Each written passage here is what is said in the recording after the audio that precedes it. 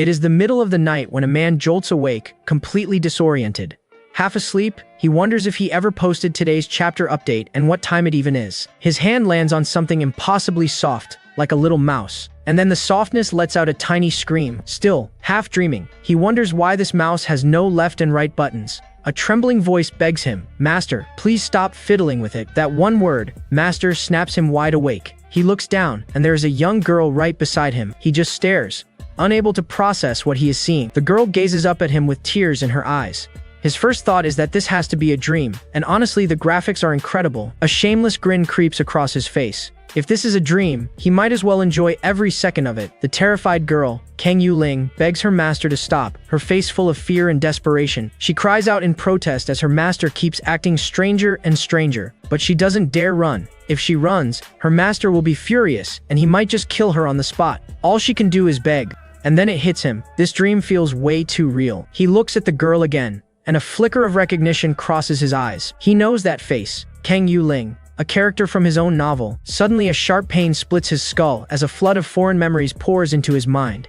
Yuling panics and asks what is wrong, and her panic isn't just concern. If her master dies here, the entire sect will pin the blame on her. The elders and her senior brothers would torture her without mercy. Then, softly, he calls her name, Yuling. He gently tells her not to cry and wipes a tear from her cheek. "I'm fine," he reassures her, even though his own head is still spinning. Yuling is stunned. Her cruel, violent, terrifying master is comforting her gently. Her honest conclusion is that he must have damaged his brain. A second later, he snaps back to his usual self, barking at her, asking why she is crying and if she'd like him to give her a real reason. The sudden mood swing makes her yelp in surprise, but then she sighs in pure relief. "Thank goodness. Master, you're back to normal. Please stay that way." He facepalms. The cute, timid disciple he wrote on paper is a whole different creature in person. And then the full truth crashes down on him. He has transmigrated into Long Ocean, the cultivation novel he wrote himself. He is now Shen Shi, a golden core cultivator, and the ruthless second master of the Shangding immortal sect. A man who would cross any line, no matter how dirty, to grow stronger. In the story, Shen Shi covets the protagonist's treasures and lucky encounters. He deceives him, bullies him, and eventually even tries to kill him. And the moment the protagonist reaches golden core, the very first thing he does is crush Shen Shi, leaving him in a state worse than death. From there, the hero's journey is one revenge cliché after another. Shen Shi grits his teeth as the reality of his situation sinks in. He isn't the hero of this story. He is the very first cannon fodder villain, served up on a plate to make the protagonist look good. Is this his punishment for always naming the villains after himself? Why couldn't he have written himself as the hero's best friend or his beloved teacher? Then, a light bulb goes off in his head. Wait a second, the cheat. Every transmigrator gets one, right? A system, a golden cheat, some kind of overpowered gift from the universe. So he throws his arms wide and dramatically calls out, "Come forth, super villain system." Nothing, just long, painful, awkward silence. Maybe this world doesn't work the way he assumed. He gets desperate, calling out every system he can think of. Pay-to-win system, lottery system, hatred system, love system. Absolutely nothing answers. He screams in frustration. Is the universe snubbing him because he never wrote system novels? Then a chilling thought creeps in. With no cheat and no system, did he transmigrate into this world just to die? As he lies in bed processing all of this, Yuling quietly approaches and calls out to him. He remembers her arc. Kang Yuling is his youngest disciple, and in the novel, she starts worshipping the protagonist the moment he shows up. But hold on. According to the timeline, the protagonist hasn't even joined the sect yet. The betrayal, the revenge, the downfall, none of it has happened, and that realization sparks an idea. For the first time tonight, there is a glimmer of hope in his eyes. The protagonist is drowning in luck but incredibly short-sighted. If Shen Shi can max out the hero's favorability and become his #1 bootlicker, he can ride those coattails all the way to the top. And judging by how cute Yuling is, this world should be absolutely full of beauties. A scheming grin spreads across his face. When you look at it that way, this new life actually has some serious potential. Step 1. Fix his reputation as a violent madman. And that starts right now with being kind to Yuling. Yuling completely misreads the gentle look on his face and wails. "Master, how could you? I'm still so young." He is baffled. He hasn't even done anything yet. A dark little thought crosses his mind. By the original character's logic, mistreating his disciples is completely in character. Technically, nobody would even question it. And let's be honest, the readers ate that stuff up. The likes, the comments, the engagement would explode. His expression hardens, and he makes his choice. Absolutely not. He refuses. Instead, he just yells at her. "Fine, stop crying already. Quiet." She instantly brightens up and chirps. "Yes, master." He sighs to himself. There is no way he can bully this silly child. So the plan is set. Slowly rebuild his image and win over the disciples who all abandon him for the protagonist in the original story. Just then, a voice calls from outside.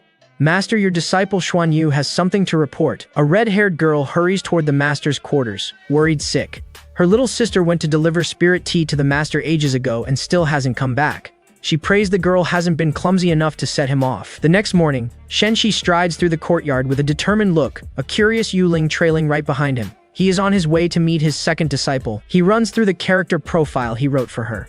She is Ming Tian's gentle, soft-hearted older sister, but sadly, her talent for cultivation is mediocre at best. And then there is her fate in the novel. The original Shen Shi beat her to death for protecting the protagonist, and her death became the spark for the hero's revenge.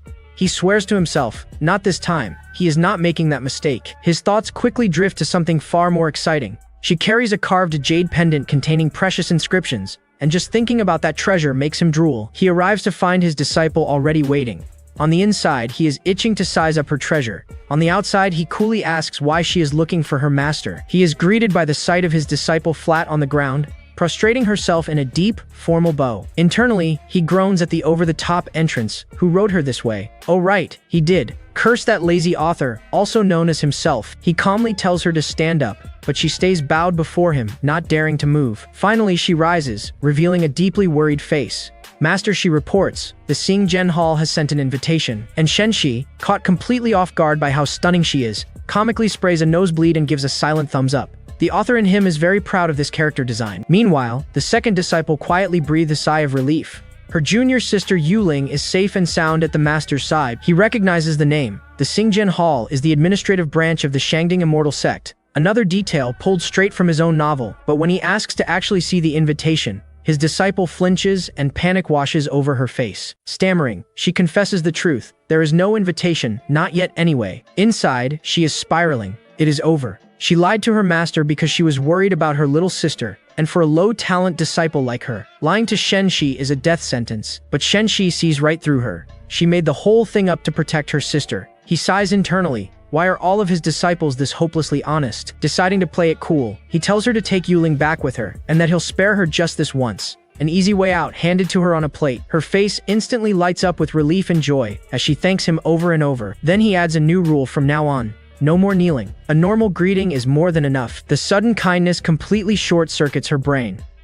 All she can manage is, Master, what do you mean? He awkwardly brushes it off, claiming that talking to the top of her head is annoying, so she should just be obedient and stand when she speaks to him. Watching his two disciples leave, he realizes just how deep the damage runs. The original Shen Shi was such a monster that changing their image of him is going to be an uphill battle, but his resolve only grows. Fine then. He'll embrace the role for real and guide their cultivation like an actual master should. Behind him, his two disciples watch him go, their faces a mix of shock and confusion. Who is this man, and what has he done with their master? A quiet determination settles over Shen Shi as he walks away, ready to rewrite his own fate. The second disciple, Xuan Yu, keeps staring after him, a faint blush creeping onto her cheeks as she whispers a single word, Master. Yuling pounces on the opportunity, teasing her about blushing over the master's good looks. Xuan Yu flusters and furiously denies such nonsense. Meanwhile, Shen Shi arrives at his personal domain, or Bai Peak. Of the 12 mountain peaks in the sect, its concentration of spiritual energy is second only to the main peak itself. And at the very top sit two incredible treasures.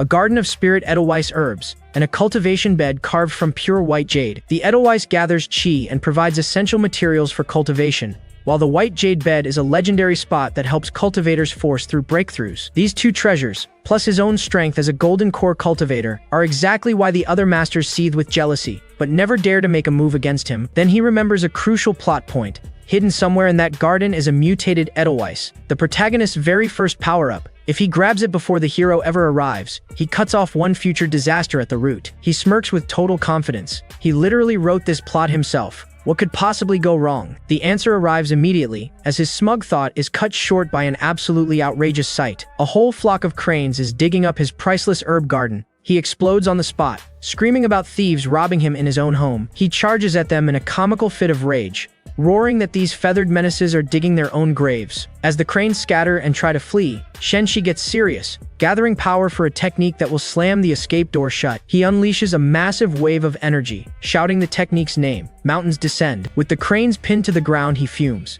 These birds were munching on his precious cheat material like afternoon snacks. And where on earth were his disciples while this happened? Furious, he activates a communication talisman and bellows for everyone to report to the Edelweiss Garden immediately. From the top of the stairs, he watches his disciples scramble up the mountain path in response to his summons. And honestly, their speed is tragic. He makes a mental note. Starting tomorrow, brutal morning training for everyone. A few agonizing minutes later, his disciples finally stagger in completely wrecked and gasping for air. Seeing the state of them, he tells them to catch their breath before anyone speaks. He turns his attention to his third disciple, a girl with snow-white hair, and orders her to stand up. The moment she looks up, he is taken aback. Her appearance is genuinely striking, glowing with a faint, otherworldly aura. The disciple respectfully answers, "Yes, master." He pulls up her profile from memory. This is Han Xianer, the most gifted of his 4 disciples, born with rare twin spiritual roots of fire and wood. Seeing that unique physique in person is something else. In the original story, she existed for one purpose only, to showcase Shen Shi's cruelty. He never taught her a single proper cultivation technique, and despite all that mistreatment, she stayed diligent, quietly handling her chores without a word of complaint. He thinks to himself, a disciple with this level of talent is a walking treasure. She deserves to be cultivated properly, and he is going to make sure of it. Then he turns to the 3 of them with the real question. Who exactly was supposed to be guarding the garden while the cranes turned it into a buffet? Dead silence. The 3 disciples exchange nervous glances, but not one of them says a word. Interesting, he thinks. Their master is supposedly a cruel tyrant, yet these girls share an iron bond and shield each other without hesitation. He presses harder, not talking. Then his eyes sweep the area, and the pieces click into place. Now he sees it. There is only one person missing.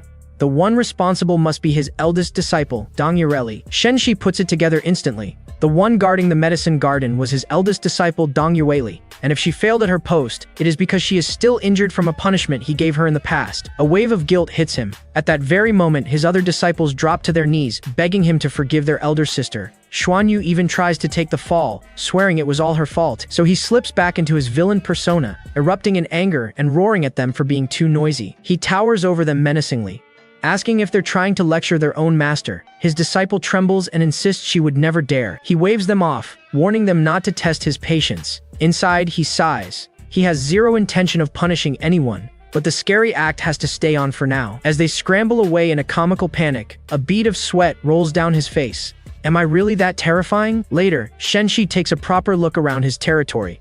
Urbai Peak is split into 3 areas, and the first is a modest zone for entry-level disciples and servants. The second area is far more refined, with quality housing reserved for the more accomplished disciples. And the third area, the grandest of them all, is his own personal residence. The second area even holds a powerful spirit gathering array, doubling the density of spiritual energy compared to the outside. So why do his disciples all squeeze into the shabby first area? Then it hits him. They're terrified of living anywhere near him. Scared he might kill them on a whim, he decides to check on his eldest disciple and head straight for her residence. He is genuinely worried. In the novel, her injury got barely a single line. He can only hope it isn't as bad in reality. Without thinking, he bursts through the door and finds her in the middle of a bath. But what freezes him isn't the awkward timing. It is the countless scars covering her back. Startled and blushing scarlet, she barely stammers out the word, "Master." Shen Shi locks up completely, eyes wide with shock and embarrassment. She frantically apologizes for not knowing he was coming and pleads with him to leave. He slams the door shut and facepalms, absolutely mortified by his own carelessness. Then, for exactly 3 seconds, the shame melts into shameless bliss. No regrets in this life. He thinks true happiness really is the simple things. But the smile dies fast as the image of her scarred back floods back into his mind. Those wounds were horrifying. He recalls her story. As his first disciple, Dong Yureli endured the worst of his abuse. Yet she still clawed her way to the 9th level of the chi refining realm. And here is the part that stings. In the novel, when everyone else betrayed him, she was the only one who stayed loyal to the very end. A steely resolve hardens in his eyes, and he makes a silent vow. Don't worry. None of that will ever happen again. Inside, Dong Yureli sinks deeper into the water, her mind racing. The master just saw her naked. Is he going to turn into a beast and do something terrible? After a long stretch of silence, she peeks over the edge of the tub, wondering if he is actually gone. And then a very strange thought sneaks in, laced with a hint of disappointment. He just left. Like that. Does he have no interest in her at all? Suddenly, the door flies open again, and Shen Shi strides right back in, startled stiff. She can only stare as he marches straight toward her. Her brain short-circuits. Isn't he moving way too fast? Then he gives a command. Open your mouth. She panics and pleads with him, reminding him that she is his disciple. She braces for the worst. In her weakened state, another one of his brutal so-called training sessions might genuinely kill her. And then, to her complete surprise, he simply pops a pill into her mouth. She looks up at him, utterly dazed and confused. He explains it casually, like it is nothing. That was a yuan elixir, a priceless 4th-grade pill. He only has about 10 of them in total. He tells her to absorb its power quickly, and immediately a warm golden aura blooms around her body as the elixir takes effect. She closes her eyes and sinks into meditation, focusing everything on absorbing the immense power of the pill. Shen Shi stands guard over her. With a treasure of that caliber in her system, she should finally break through to the foundation-building realm without a hitch. As night falls over the peak, a very different operation gets underway. 2 shadowy figures creep through the woods under the cover of darkness. It is Yuling and Xuan Yu on a top-secret mission. Yuling throws up the all-clear signal like a seasoned spy. She confidently reassures a nervous Xuan Yu, the master always cultivates at night. There is no way he'll notice them sneaking into the second area. Xuan Yu still urges caution. They've managed to get their hands on a powerful healing pill for Dong Yueli, and it has to reach her safely tonight. They reach their elder sister's door and call out softly, announcing they've brought medicine. No response. Panic sets in fast. Is she asleep? Or worse, has she already succumbed to her injuries? Convinced it is a life-or-death emergency, Yuling makes the call. They're breaking in. With a crash, the 2 of them tumble through the door in a heap. As they pick themselves up, Xuan Yu looks ahead and freezes, eyes wide with disbelief at the scene in front of them. There is Dong Yueli, meditating peacefully in the bath, wrapped in a divine glowing aura. Yuling whispers, in awe, junior sister. Look, elder sister is ascending to immortality. Xuan Yu is speechless. Every single wound on her body has vanished. Meanwhile, Yuling just stands there, hypnotized by the spectacle. Both of their jaws hit the floor, completely stunned by this turn of events. And then a chilling voice drifts over their shoulders from behind. What are you 2 doing here in the middle of the night? It is their master. Terrified, they whip around. Xuan Yu stammers that they only came to check on their elder sister, while Yuling nervously holds out the healing pill they brought. Shen Shi looks at the little medicine bottle and understands everything.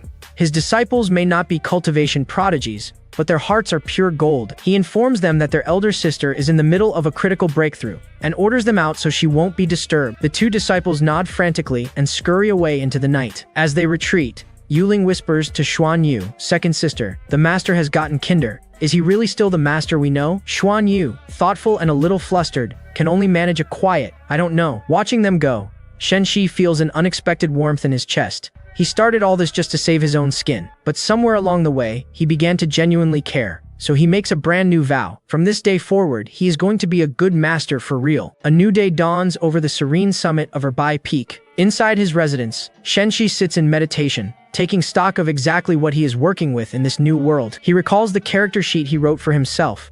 Twin spiritual roots of water and wood, a specialist in illusions and healing, and an ultimate move called overlapping mountains. But here is the problem. In the hierarchy of cultivation arts, spirit arts sit at the very bottom. Mastering them alone will never make him truly powerful. He is currently at the golden core stage, just 1 step below nascent soul, and he realizes this power level was deliberately designed by him to make the perfect first boss for the protagonist to defeat. Curious about what this body can actually do, he decides to run a little test. He channels his spiritual energy, condensing a small bolt of power in his palm. Then he fires it at a nearby wooden chair. The chair is instantly obliterated into splinters. He smirks, thoroughly satisfied. This feeling is honestly amazing. Being a good master is the plan, but he knows the truth. If he wants to survive this story, his own cultivation has to come first. But the moment he settles in to cultivate, a strange sensation washes over him. The energy of the entire world seems to shift around him. What exactly is happening here? Standing on the peak, he feels it clearly. The world itself is responding to him, almost as if it recognizes its own creator. Then, in one massive surge, spiritual energy floods into his body, and he breaks through to the nascent soul stage. Effortlessly, now he understands. He is the author, so the rules of this world bend in his favor. No bottlenecks in cultivation, and in battle, his enemies get weaker while he gets stronger. A wide, triumphant grin spreads across his face. This is a cheat beyond his wildest dreams. The heavens themselves are carrying him. At this rate, even the god stage is on the table. Still, he decides to play it smart. For now, he suppresses his power back down to the golden core stage and sticks close to the original plot. With an advantage like this, he can stay 1 step ahead of the protagonist forever, no matter what cheats the hero pulls out. He cackles with glee. Now he can become the protagonist's master and cling to that golden thigh all the way to the top. The thought that he could simply become the protagonist himself never even crosses his mind. His crazed laughter echoes across the lonely mountain peak. Deep into the night, the second day arrives, bright and clear. A sleepy hand pushes a door open. It is Yu Ling, rubbing her eyes as she greets her elder sister. Outside, Xuan Yu asks why she looks so completely drained. Yu Ling complains that their master's creepy laughter echoed all night long, and she was too scared to sleep a wink. Xuan Yu tells her to hurry up and get ready. The master has summoned all of them to the white jade bed at the very top of the mountain. With no time to waste, the girls scramble to head out. The 3 junior disciples race up the mountain at full speed, desperate not to trigger their master's wrath. At the summit, Shen Shi is already waiting. In fact, he has been waiting so long, he is starting to doze off. Dong Yuli, his eldest disciple, reports that her junior sisters are on the way. Shen Shi observes her quietly, a plan already forming in his head. Dong Yueli looks fully healed and stronger than ever. Just as he expected, she successfully broke through to the foundation building realm last night. Her 3 junior sisters finally stumble in and collapse from exhaustion. Shen Shi nods to himself. Now it is their turn. He issues a brand new rule. Every morning they gather here and cultivate for 1 full hour. The new training regimen starts immediately. Exhausted as they are, his disciples accept the command. But then Han Xianar speaks up with a painful suggestion. Maybe she should just stick to chores, since she'd only hold her sisters back. She admits she doesn't even have a cultivation method yet, and deep down, a darker thought gnaws at her. She is a good-for-nothing who can't cultivate, destined to stay a laborer until she dies of old age, never able to save her mother. Shen Shi asks her age. He remembers the truth from his novel. The original Shen Shi refused to teach her because he feared her mysterious background. But now, as the author of this world, he fears absolutely nothing. She quietly answers that she is 14 years old. Shen Shi looks her over and mutters to himself, 14. Huh, that is quite a late start for a cultivator. He explains the harsh standard. Disciples are supposed to begin cultivating between the ages of 9 and 12. Tears well up in Han Xian'er's eyes as he continues.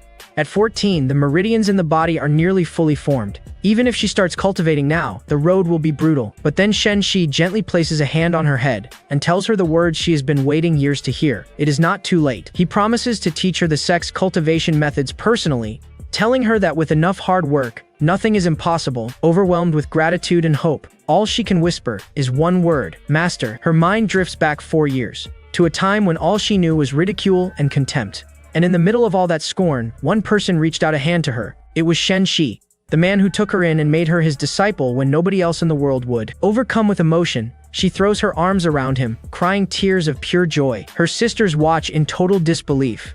Is this really their master? Since when is he such a gentle person? Dong Yuli just smiles warmly. The master was a gentle man once, she says, and now, at long last, that man has come back. After a grueling morning of training, the disciples are completely wiped out. Yu Ling flops onto a rock, whining about the brutal new regimen and her aching feet. Xuan Yu dumps a bucket of water over her own head. Exhausted, but locked in, she gently scolds her junior sister. The master is doing all of this for their own good, so quit complaining. Meanwhile, Han Xianar heads down the mountain to wash vegetables for their meal. Yu Ling playfully tackles her on the way, asking if the master has been too strict with her private lessons. Flustered, Shen'er tells her to stop causing trouble. She defends their master without hesitation. He is teaching her personally, and he even lets her use his precious white jade bed. She refuses to let him down. Watching her go, Yu Ling turns to Xuan Yu with the big question. Does she really believe the master has changed back into the gentle man their eldest sister remembers? Xuan Yu admits she doesn't know, but she remembers how every other sect rejected them. Shen'er for her background, and herself for her hopeless spiritual talent. Then, she smirks and teases Yu Ling, saying she got rejected for being dumb. Yu Ling puffs out her cheeks in protest, insisting she is a genius. Pulling her little sister close, Xuan Yu finishes the thought. In the entire world, their master was the only one willing to take them in. And as Xian'er climbs the steps with her basket, she completes that same thought in her own heart. Deep down, he must be a gentle and good teacher. Her warm moment shatters when she spots a group of unfamiliar disciples, blocking the path ahead. She confronts them on the spot, demanding to see a token before they take another step. The leader of the group just smirks at her. Sister, did you forget me so soon? She recognizes him. Senior brother Zhao Huangming, the one who came by recently to pick Edelweiss herbs. So why is he back again? He explains that his peak recently lost 7 valuable medicinal cranes, and his master sent them out to search every hilltop in the sect. Shen'er's eyes go wide. Medicinal cranes. Zhao lays out just how valuable they are. Their blood and feathers are precious treasures. Then comes the dangerous question. Has she seen them? A cold sweat rolls down her face as she blurts out the lie. Nope, never seen a single crane. Because here is the truth. Just recently, she, her sisters, and their masters sat around a fire and feasted on one of those cranes, roasted to golden perfection. The memory sends her into full internal panic. Thinking fast, she falls back on protocol. No token, no entry, and her master has a famously terrible temper. Anything to buy time and get out of this mess. Zhao tries to sweet-talk his way past her, but she plants her feet and refuses to budge. No token, no passage. And just like that, the friendly mask drops. He sneers at her, calling her a talentless nobody who can't even cultivate. Then he grabs her arm hard, snarling that she is courting death. One of his companions nervously tries to rein him in. This peak belongs to Shen Shi, the most ruthless master in the entire sect, but Zhao just scoffs. A cruel man like Shen Shi wouldn't lift a finger, even if someone killed a piece of trash disciple like her. And at those words, a fire ignites in Xian'er's eyes. She unleashes a sudden burst of energy, shoving him back with shocking force. Zhao staggers, completely stunned by her unexpected strength. Xian'er drops into a defensive stance, ready to fight. Now he is furious. He is at the 3rd level of Qi refining. How dare a girl with 0 cultivation block his hand? He accuses her of stealing secret techniques from her master and lunges at her, vowing to teach her a lesson on Shen Shi's behalf. She knows she is hopelessly outmatched, but she stands her ground anyway, ready to defend her master's honor even if it costs her life. And just as his strike comes down, a cold voice slices through the air. Since when is it your place to teach my disciple a lesson? Shen Shi appears in a flash, unleashing a crushing wave of spiritual pressure. The trespassers are sent flying like ragdolls, utterly overwhelmed by his power. He turns to his disciple with a proud smile. You did great just now. Xian'er looks up at him, her heart swelling with admiration. Then he turns back to the intruders, with a single dismissive scoff. The beaten disciples, Zhao included, immediately start groveling and begging for forgiveness. Shen Shi lets them off, telling the juniors to get lost. And if anyone has a problem with it, they can send their master to complain in person. Then his expression softens completely as he turns to Xian'er and asks if she is hurt.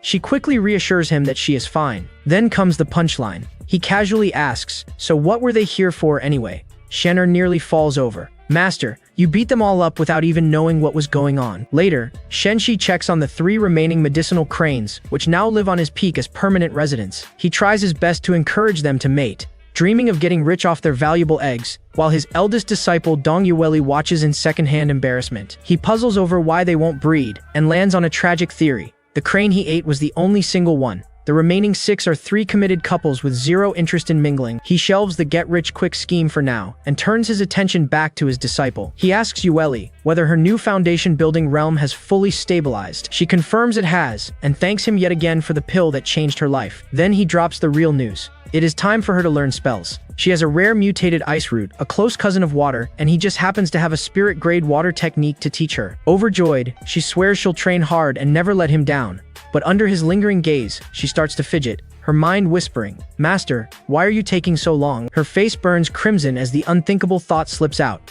He hasn't punished her in so long, and somehow she just can't take it anymore. This poor girl might be broken in a whole different way. The big day arrives. It is the Immortal Sapling Conference, the grand event where Immortal sects scout promising new disciples from the younger generation. The Shangding Immortal sect may not be the most famous name around, but it is a rising righteous sect, and this year, they're the ones hosting. Allied sects like the Yuhua sect and Dongming Pavilion have come to watch as well. After all, the quality of one batch of recruits can decide a sect's fate for decades. Everyone agrees the selection demands serious attention, and in the middle of that serious atmosphere, Shen Shi lounges around like he is at a picnic, surrounded by his beautiful disciples, while one of them quietly scolds him for ruining his own reputation. From across the arena, a striking red-haired woman from another sect takes notice of their peculiar little group. She smirks to herself. This unconventional master is actually pretty interesting. Her pink-haired junior sister leans in to tease her. Could it be that she has caught feelings for him? She waves the idea off. If it weren't for his dark and cruel reputation, she admits, she might have actually considered it. Shen Shi seems to sense their gaze and glances over with a perfectly neutral expression, so the red-haired woman fires back with a wink, playfully tugging at her collar and flashing him a dangerously flirtatious look across the arena. That one bold gesture sends a shockwave through the stuffy sect elders, who look on with absolutely scandalized faces. The effect on Shen Shi is instant. A massive nosebleed erupts to the horror of his disciples, while his soul ascends to heaven muttering about that devilish charm. He casually wipes his nose and blames it on eating too much rich food lately. Meanwhile, Yuling is completely captivated by the beautiful stranger. He asks his youngest disciple what is so amazing about that woman, and Yuling answers with devastating innocence. loudly declaring that the lady's two Arbai peaks are even more amazing than her eldest and second sisters. Every elder within earshot chokes and sprays their tea. Shen Shi shakes his head, lamenting how shallow the world has become, while the elders glare daggers at him, convinced the teacher is every bit as bad as the student. Then his focus snaps to the main event. According to his novel's plot, this is the moment the protagonist, Shao Qi, makes his grand debut. The final test is a deadly crossing, a chasm spanned by nothing but a series of swaying iron chains. A young boy with brown hair glides across with unbelievable speed and agility, leaving every other hopeful in the dust. Even the sect patriarch raises an eyebrow. A truly promising seedling has appeared at this year's conference. The master of Danqing Peak is floored by the boy's talent, declaring his affinity unlike anything she has ever seen, with a future that has no ceiling. The elders buzz with excitement. One even suggests that a child this gifted belongs under the patriarch's personal guidance. The patriarch stays composed, reminding everyone that the boy's spiritual roots must be tested first to find his most suitable master. He admits he'd love to claim the boy himself, but the spiritual root compatibility comes first. Perhaps one of the elders or peak masters is an even better fit. And off to the side, Shen Shi listens with quiet amusement because he knows exactly how this plays out. He smirks inwardly. Enjoy the moment, old man. Let's see if you still want this golden disciple a little later. Then the patriarch sighs and reveals a hidden truth. The sect actually owes Shen Shi a debt because years ago, not a single master was willing to accept the disciples he now keeps. That is right, all 4 of his disciples were outcasts and rejects. Shen Shi took them in, saving the sect from the disgrace of turning away recruits who had already passed the trials. So the patriarch quietly resolves to repay that debt. If any other promising seedlings appear today, he'll put in a word and steer 1 or 2 of them towards Shen Shi. The patriarch, Ning Sheming, formally congratulates the new recruits, declaring them official disciples of the Shangding Immortal Sect. Rows of young, hopeful faces stand at attention, ready for the next step of their journey. He explains the process. Once their spiritual roots are tested, each recruit will be matched with the master best suited to guide their cultivation. One by one, the new disciples are called forward to the testing formation at the center of the stage. A girl steps up and tests positive for 3 spiritual roots: water, wood, and earth. She is offered a place at Danqing Peak. She happily accepts, her path now set. Dong Yuli nudges her master, warning him that if he keeps spacing out, all the talented recruits will get snatched up by the other elders. He just shrugs. He never wanted more disciples anyway. Aren't the 4 of them enough trouble already? Yuling proudly chimes in with the sect gossip. Apparently the rumors call their master the Trash King, famous for collecting trash disciples. He stares at her, deadpan. That is not a compliment. Why does she look so happy about it? The next disciple steps onto the formation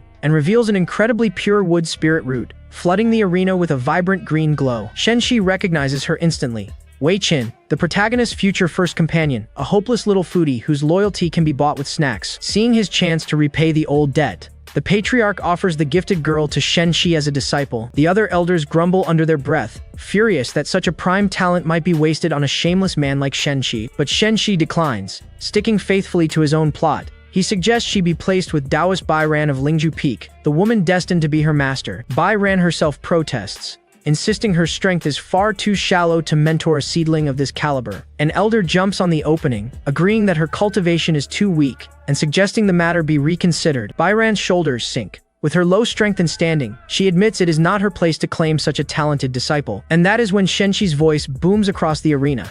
Bai Ran is the most suitable teacher here, and if anyone disagrees, they're welcome to take it up with him. The protesting elder shuts his mouth, instantly crushed into silence by Shen Shi's overwhelming pressure. Bai Ran stares at Shen Shi, stunned and quietly grateful for backup she never saw coming. Afterward, he calls both Bai Ran and her brand new disciple, Wei Qin, over to his side. One look at the little girl's hungry expression, and he offers her a small cake. Bai Ran gives her a reassuring smile and encourages her to take it. As Wei Qin happily nibbles away, Shen Shi leans in with a very strange condition. She can eat his cakes anytime, but in the future, she is not allowed to follow Shao Qi when he comes to kill him. The girl just blinks at him in pure confusion. Bai Ran offers her sincere thanks for everything he did back there. He waves it off. He was only stating facts. She really is the most suitable teacher for Wei Qin. Then a smirk creeps across his lips. The pieces are sliding into place and the real show is about to begin. The announcer calls the next name, the one Shen Shi has been waiting for all day. Shao Qi. The protagonist has finally taken the stage. With only Shao Qi left to be tested, the elders are already placing bets on his potential.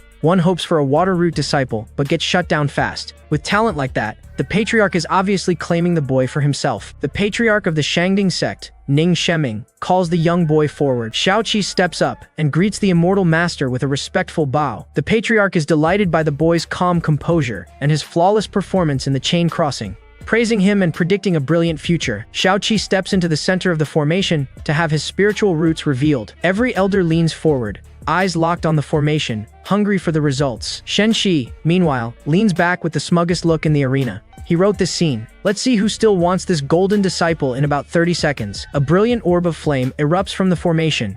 Xiao Qi's first spiritual root, fire. The patriarch's eyes light up like a kid on his birthday. A fire attribute, exactly the same as his own. The master of Danqing Peak sighs in resignation. Nobody in their right mind would fight the patriarch over a pure fire root disciple. The old man strokes his beard, already mentally drafting the adoption paperwork. But then a second orb flickers to life, glowing green. A wood root. The boy is a dual root cultivator. Byran notes that fire and wood together is still decent, just not as prized as a single pure root. But the surprises are far from over. A third orb appears, pulsing with earth energy. And in the cultivation world, 3 spiritual roots means mediocre at best. The patriarch's excitement curdles into disappointment. He sighs. What a pity. Xiao Qi glances around nervously, confused by how cold the air just turned. And the test isn't done twisting the knife. 2 more orbs bloom, metal and water. Xiao Qi has all 5 elemental roots.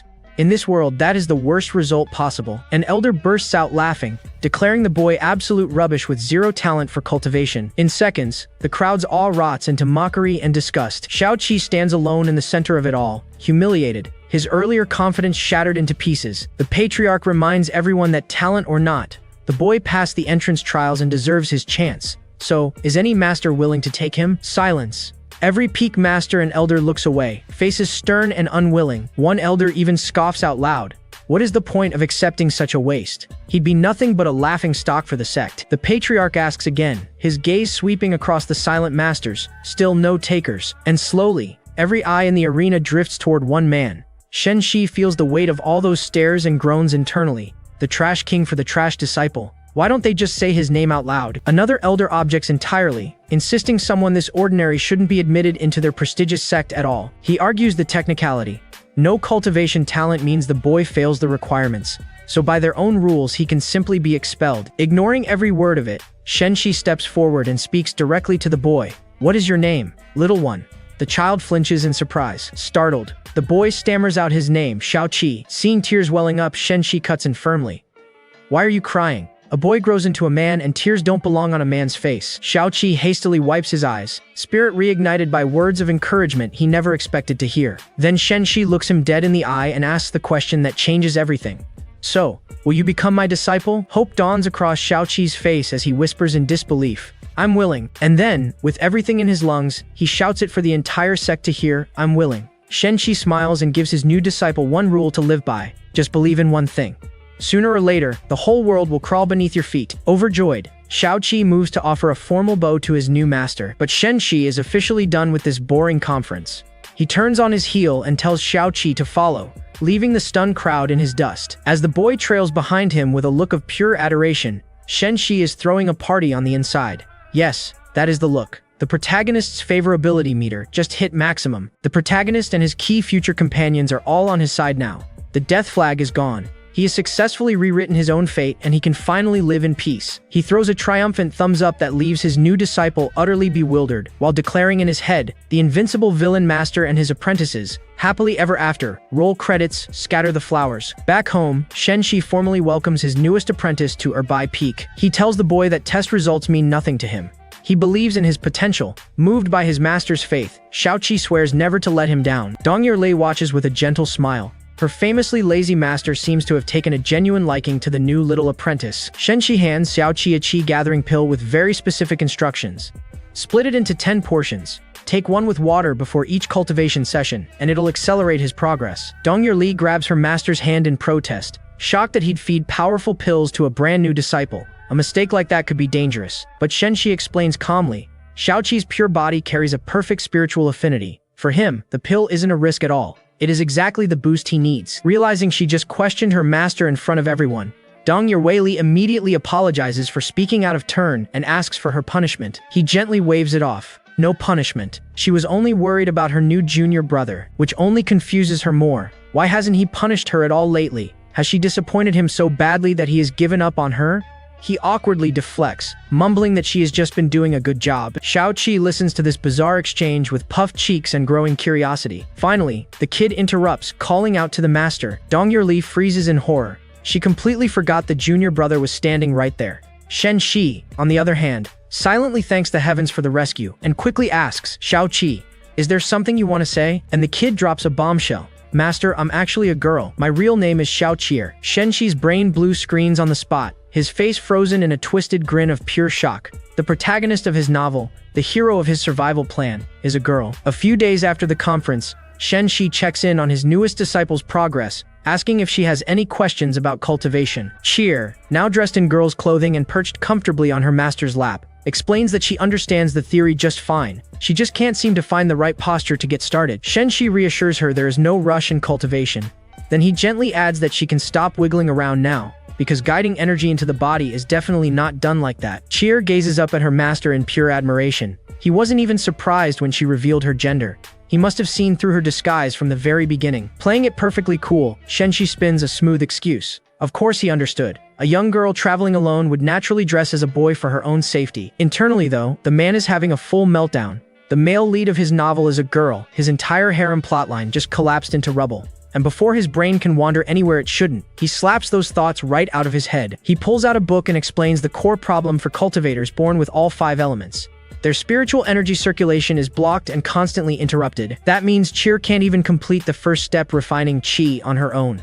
But he assures her with total confidence, her master will solve this problem personally. He decides to start her education with the essential rules every cultivator must know. With an excited Cheer flies off alongside her new master. Elsewhere, in the residence kitchen, Han Xianer proudly announces that tonight's dinner features 2 of their master's favorite dishes. Dong Yili drifts through a blissful daydream, certain their master will be overjoyed with the meal. Xianer shoots her a worried look. Why has the eldest sister been acting so strange lately? The disciples gather around the dinner table. Xuanyu reports that the master has been notified and should arrive with Cheer any minute. The aroma of the feast fills the whole room. Yuling's eyes sparkle the moment she sees the main course. Roasted crane. Xuanyu, on the other hand, stares at the dish in absolute horror. She immediately grills Xianer. Why did she cook the precious cranes their master specifically ordered them to take care of? Xianer just smiles, sweet and completely oblivious. The argument dies instantly as Shen Shi and Cheer appear in the doorway. The 2 walk in cheerful and starving after a long day of training. Shen Shi muses that at his realm he doesn't technically need food anymore, but there is no force in this world that could make him skip Xianer's cooking. His eyes land on the roasted crane and he starts to drool. The taste of the last one still living rent-free in his memory. His disciples watch him, frozen in terror. Then the bliss snaps into pure rage. Those are his precious cranes on the plate, and not just any cranes. 2 of the females. His mind reels. He fed those medicinal cranes priceless snowdrops, also they'd mate, lay eggs, and make him rich. Meanwhile, Cheer is just amazed her master can identify the gender of a roasted bird, and Xuanyu whispers, a warning. Brace yourself. The master is about to blow. Shen Shi whirls around, face contorted in fury, and roars a single question. Who did it? In an instant, every disciple hits the floor, kowtowing and begging for mercy. He takes a moment, letting out one long breath to force the boiling anger back down. Everyone up, he says, calmer now. Don't be scared. He'll ask one more time. Who did it? Inside, he scolds himself for snapping over mere possessions. For a second there, the original character's violent temper was driving. Then Dong Yurwei, his eldest disciple, bravely tugs on his robe. She takes full responsibility, confessing that she caught the cranes herself and let Xianer cook them. Then she asks for her punishment. And to really drive the point home, she firmly stomps on his foot, cheeks burning red and trembling with what looks suspiciously like excitement. She pleads, please be sure to punish me severely. Shen Shi just stands there, speechless. What in the world is happening right now? He is trapped in the strangest dilemma of his life. He has to punish her to keep order on the peak, but her sheer enthusiasm is making the whole thing deeply, deeply awkward. Then the innocent little Cheer tilts her head and asks the fateful question.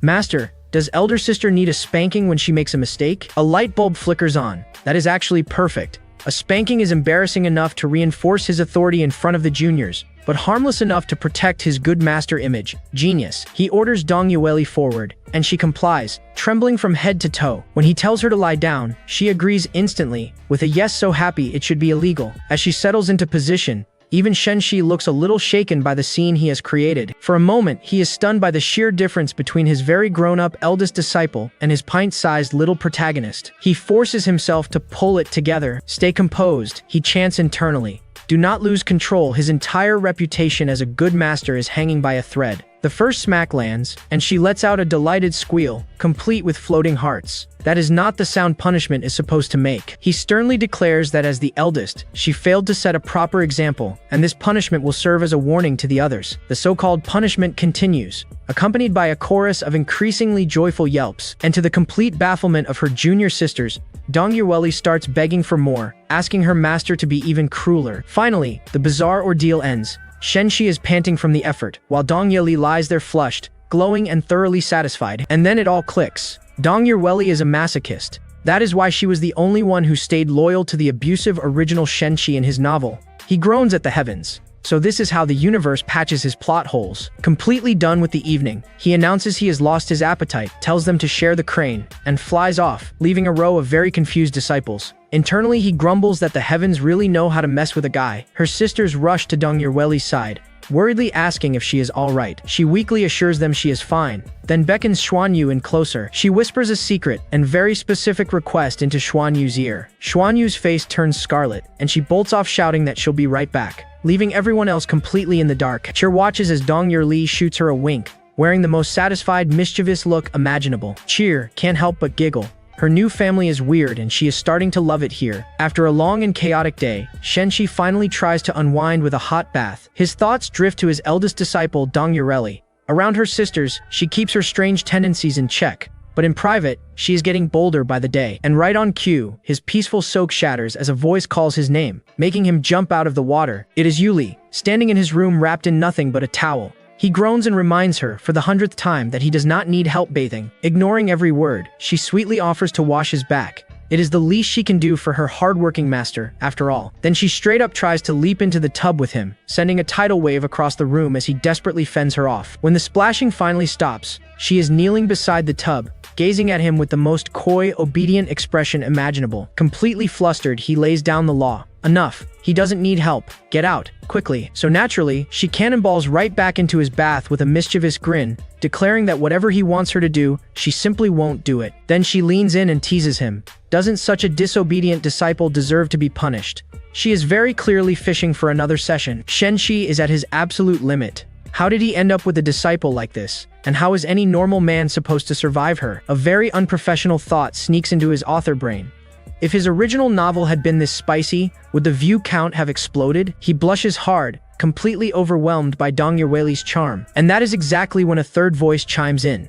It is little Cheer, innocently announcing that she has a question and came to her master for advice. Yueli freezes in panic at being caught, while Shen Shi plasters on the world's least convincing calm face. In full damage control mode, he orders Yueli to hide in the closet. She obediently scurries off, begging him not to reveal she was ever here. A loud crash erupts from the closet. Stealth, it turns out, is not one of her talents. Worried she'll catch a cold in there, Shen Shi quickly uses magic to dry the spilled water from the floor, and from Yueli herself, right through the closet door. The moment the evidence vanishes, Cheer bursts into the room with boundless energy. Fresh out of the bath, Shen Shi asks why she is here so late at night. Cheer's eyes quietly sweep the room like a tiny detective on a case. She explains she came for cultivation advice.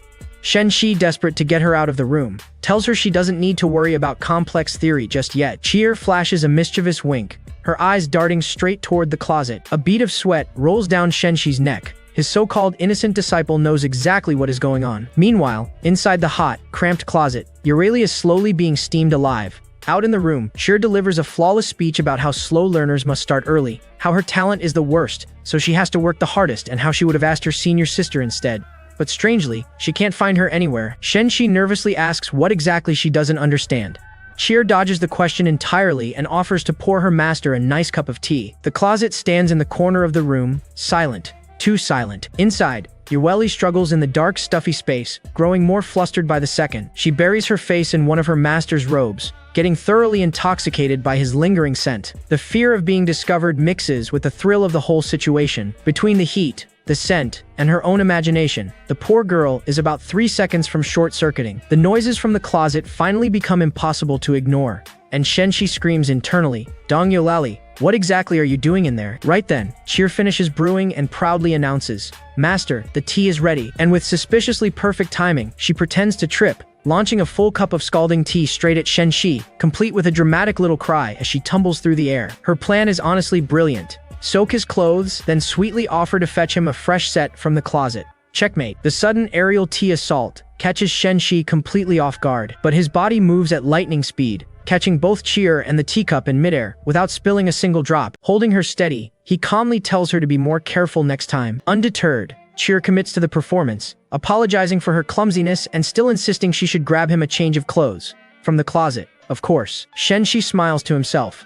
He knows exactly what she is doing, and honestly he is a little impressed by the scheming. Cheer looks up at him from his arms. Her master plan completely neutralized. Defeated for now, she surrenders with maximum cuteness, chirping that she'll obey her master's orders because master is the best. Shen Shi brushes the whole thing off internally. She is just a kid. There is no way she understands what she almost uncovered. Sure, buddy, keep telling yourself that. Cheer finally says goodnight and skips out of the room. Shen Shi slumps over, completely drained. 1 hour with his manipulative little protagonist is more exhausting than a full day of combat. Now that he is finally alone, his attention turns back to the closet, hoping his eldest disciple is still alive in there. He opens the door with a worried look. Inside, he finds Eulalie flushed and disheveled, hugging one of his robes to her chest like it is the rarest treasure in the world. He warns her sternly, getting locked in the closet was a light punishment. Next time, she won't get off so easily, which is of course the best news she has heard all week. Her eyes light up as she eagerly asks what other punishments he has in store,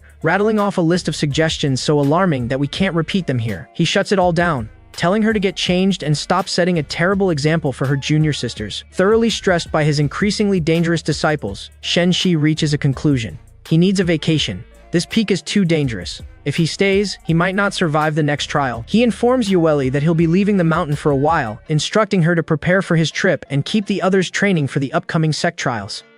She blinks at him. Master, why leave the mountain so suddenly? He tells her he is going to look for something. The truth. He is heading out to secure the protagonist's hidden power-ups before this derailed plot can spiral any further. The next day, beyond the sect's walls, disguised in simple clothes, Shen Shi sets off down the road, savoring his first trip outside the sect since arriving in this world. The destination isn't far, so he decides to walk, blissfully unaware of what is waiting for him out there. Out on a winding mountain road, a heavily guarded caravan pushes through the wilderness. The guard commander rides up to the main carriage and suggests stopping to rest by a nearby stream. A gentle voice from inside agrees, telling Commander Gao to let everyone rest.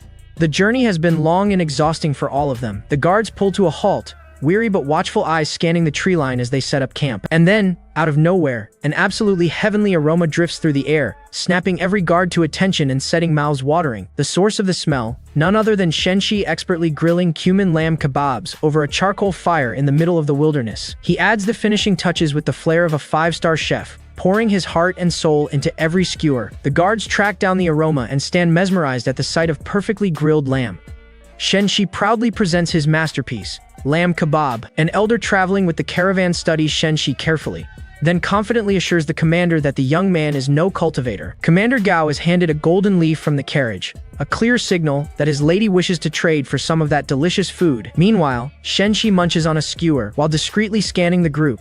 Only one cultivator among them, a weak, exhausted one at the foundation building stage. No threat at all. The guard commander, Gao Sheng, walks over with a friendly smile and introduces himself and the house he serves. Still chewing, Shen Shi cautiously asks what he can do for the commander. Impressed by the cooking, Gao Sheng offers a valuable gold leaf in exchange for just a few skewers of lamb. Shen Shi waves the payment off entirely. That is way too much for 3 skewers. He invites them all to dig in since there is no way he can finish it himself. Gao Sheng beams at the young man's generosity and gratefully accepts on behalf of his hungry men. As night falls, the guards and Shen Shi share food and stories around the warmth of the campfire. Refreshed by the meal and the rest, Shen Shi stretches and gets ready to hit the road again. But just as he is about to leave, 2 beautiful women step out from the carriage and call out to him. Shen Shi can't help but blush at the sight, internally debating whether the stunning pair are sisters or maybe mother and daughter. The admiration evaporates the second they address him as little brother.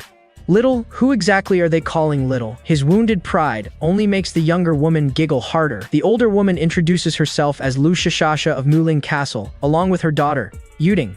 She compliments his cooking and politely asks for his name. Not about to reveal his real identity, Shen Shi makes up a Taoist name on the spot, Jingzi, claiming that cultivators never share their true names. Lu Shishasha graciously apologizes for any rudeness toward a cultivator, but inside, she has already seen through the lie. Jing isn't a real seniority marker for Taoist names. She just finds his caution adorable. Changing the subject, She asks where the young cultivator might be rushing off to. Sensing himself getting tangled into something, Shen Shi tries to bail, politely announcing that he'll be on his way now. His painfully awkward escape attempt sends the daughter into another fit of laughter, while the mother just looks confused. So he flips the script and goes bold instead. His destination is Duanli Mountain, and since they're headed the same way, could they maybe give him a ride? Lushasha agrees with a warm smile, as long as he doesn't mind traveling together. Though one has to wonder, why are both mother and daughter suddenly blushing? And just like that, Shen Shi joins the caravan. They make camp for the night beside a peaceful stream. Inside their tent, Yuding questions her mother's judgment. Didn't their elder already determine the young man isn't even a cultivator? Lushasha explains her reasoning. The elder may have failed to sense anything, but so did she. She couldn't read him at all. A mystery like that means he is no ordinary person, and there is no harm in keeping him close. Besides, his destination is the infamous Duanli Mountain, a place crawling with demonic beasts, where no one who enters ever comes back. Anyone who walks in there alone is either insane or terrifyingly strong. Yuding confesses her real fear being separated from her mother if she joins the Yuhua sect.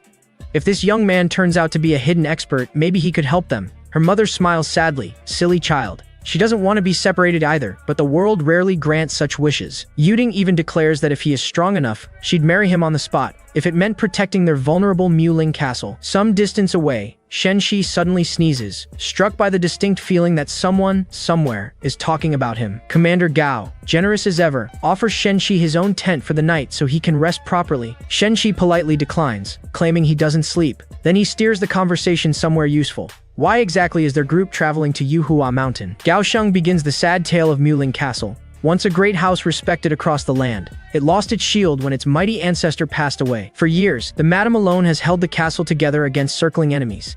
This journey to Yuhua Mountain is a desperate gamble to secure the young miss a future by enrolling her in the great immortal sect there. That gets Shen Shi's attention. He knows that name. The Yuhua sect. He thinks back to the bold, red-haired beauty from the conference. So she belongs to that same powerful sect. Curious, Shen Shi asks Gao Sheng about the castle's master. Gao Sheng sighs. The master died young before the madam ever even arrived.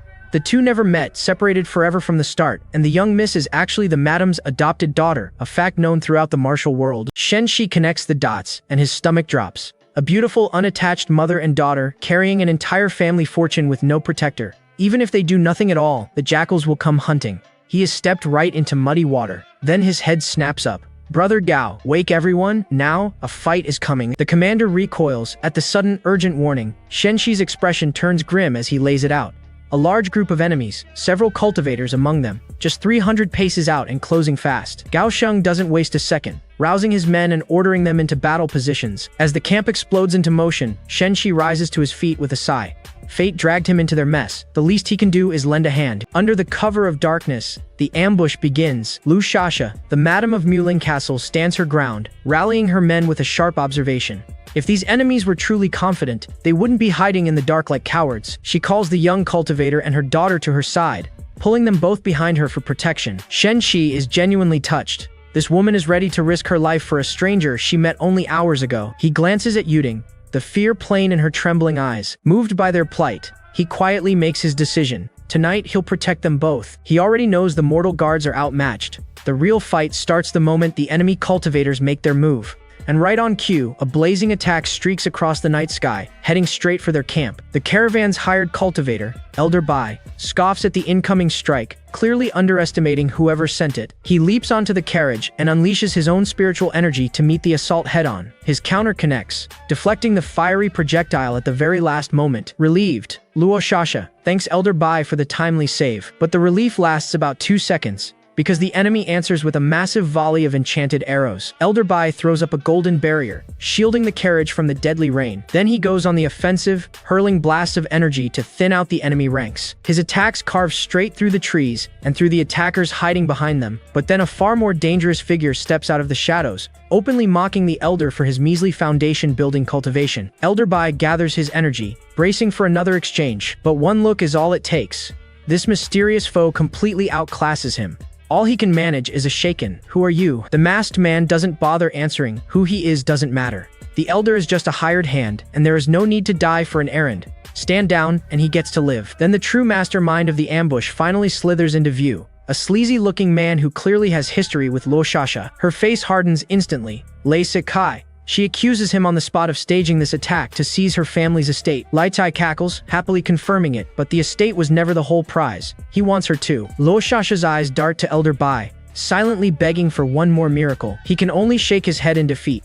Against the cultivator leading this ambush, he doesn't stand a chance. Watching the hired help fold, Shen Shi decides it is just about time for him to step in. But before he can move, Luo Shasha stops him with a firm command. Young cultivator, don't move. He got dragged into their mess by accident, she says. When the chance comes, he should run. She refuses to let a stranger die for her family. Then she makes the ultimate sacrifice play, offering to surrender herself and her entire castle to Leki on one condition. Her daughter and the young man go free. Lacey Kai lets out a slow, sinister laugh, thoroughly entertained by the offer. Then his greasy gaze slides over to Yuding, musing about the rumors of her legendary beauty. And now that he has seen her in person, he sneers. There is no way he is letting a prize like that walk away. Shamed by Lu Shasha's courage, Elder Bai grits his teeth and decides to make one final stand. He launches his flying sword straight at the enemy leader. The masked man retaliates instantly, hurling a golden rope of energy to bind him. The spell coils around Elder Bai and locks him down completely, leaving him helpless. But his sword is still flying, and it is headed straight for Li Sai, who shrieks for help like a man who has never fought his own battle in his life. The masked cultivator clicks his tongue, mutters one word, troublesome, and forms a hand seal to bail out his employer. A powerful earth technique erupts from the ground, saving Lai Kai at the very last second. Lai Kai stands frozen, shaking, fresh from the brink of death. He wrenches the sword out of the earthen wall, staring at it with a mix of shock and fury. Then he snaps the blade in half. Humiliated and enraged, he turns all of that anger on Luo Shasha's guards. Bound and helpless, Elder Bai can only watch, sighing as the last hope drains away. In that desperate moment, Luo Shasha discreetly slips a golden seal towards Shen Shi behind her back. Her final card entrusted to a stranger, but instead of taking the seal, Shen Shi gently takes her hand and says two words with absolute calm. I'm here. He smoothly slides an arm around her waist, the harmless little brother act dissolving into something far more composed and far more dangerous. Then he pulls a stunned Yuding to his other side, planting himself squarely between the two women and everything coming for them. Lei Sai squints through his rage, baffled. Who is this nobody, and where did he come from? Shen Shi drops the disguise entirely. His eyes go cold, and a menacing aura begins to roll off him in waves. Then he lets his power loose. The ground trembles as black and purple energy erupts around him. Lei Kai's knees buckle and he crashes to the ground, crushed flat by an invisible, overwhelming spiritual pressure. The masked cultivator's mind goes white with terror. What kind of cultivation is this? Even his own master can't compare. A heartbeat later, he is groveling. Senior, spare me. Shen Shi fully unleashes his nascent soul aura, a suffocating pressure that freezes the entire battlefield in place. Yuding has lived with danger her whole life, and yet standing beside this strange young man, she has never felt safer. The odd traveler they picked up is a genuine, unrivaled expert. And Luo Shasha, for the first time in years, lets the crushing weight slide off her shoulders, allowing herself to lean on the powerful, mysterious man who appeared out of nowhere to save them. With the battle over Luo Shasha, her daughter, and the surviving guards bow deeply to Shen Shi, thanking him for saving them all. Shen Shi scoffs playfully at being called my lord, a little too stiff for his taste. Luo Shasha gracefully adjusts, addressing him as young master instead. Young master, huh? He decides he rather likes the sound of that. But enough pleasantries. He turns to the captured enemies now kneeling and begging for their lives. The masked cultivator spills everything. His name is Fang Daiquan, disciple of Fang Dingshan, an outer elder of the Di Qing sect. He swears he'll hand over all his treasures, insists he has nothing to do with Lai Sai, and begs the senior to spare his life. Lai Sai explodes at the betrayal, reminding his hired muscle that he was paid with a precious spirit, gathering green lotus seed as a token of trust. Fang Daiquan furiously denies ever receiving any such seed, and the truth dawns on him. He's been played for a fool this entire time. Blind with rage, he lunges at his treacherous boss out for blood. Lei Sai is caught completely off guard by his own man turning on him. But just before the blade lands, a single strike from Shen Shi shatters the sword midair, saving Lei Sai's worthless life. The backlash leaves Fang Daiquan grievously wounded. He crumples to the ground, coughing blood and barely clinging to consciousness. And his nightmare isn't over. Shen Shi appears above him, blade glowing with power, and asks one ice-cold question. Did I say you could move? The cultivator stares in horror at the shards of his own weapon, shattered by what was clearly a casual swing. Inside, Shen Shi is doing inventory. His jade bamboo sword is his signature weapon, far too recognizable to use here. This one, the Blue Lake sword, is his hidden trump card. Only profound grade, sure. But in this beginner zone where spirit grade treasures barely exist, it handles everything. And his thoughts drift somewhere darker. In the original novel, if that crowd of allies hadn't thrown themselves in front of Xiao Qi, This sword would have ended the protagonist with ease. Surprise, everyone. The first boss of the story is out here wandering the countryside. You should all be afraid. Feng Daquan keeps pleading desperately, swearing up and down that he was framed about the lotus seed, so Shen Shi leans all the way into his villain persona and sets up a cruel little game. They have 20 breaths to produce the lotus seed. Whoever hands it over first gets to live. The air turns murderous instantly. Feng Daquan's killing intent flares as he moves to cut down Lai Sai and claim his survival. He springs forward, blade first, death in his eyes. But mid-lunge, his body is suddenly riddled with arrows. Lai Sai struck first. The snake never even hesitated. Beaming, Lai Sai presents the green lotus seed to Shen Shi. Convinced he has just bought his freedom, Shen Shi accepts it with a smile that has a distinctly sinister edge. Oh, and one small detail.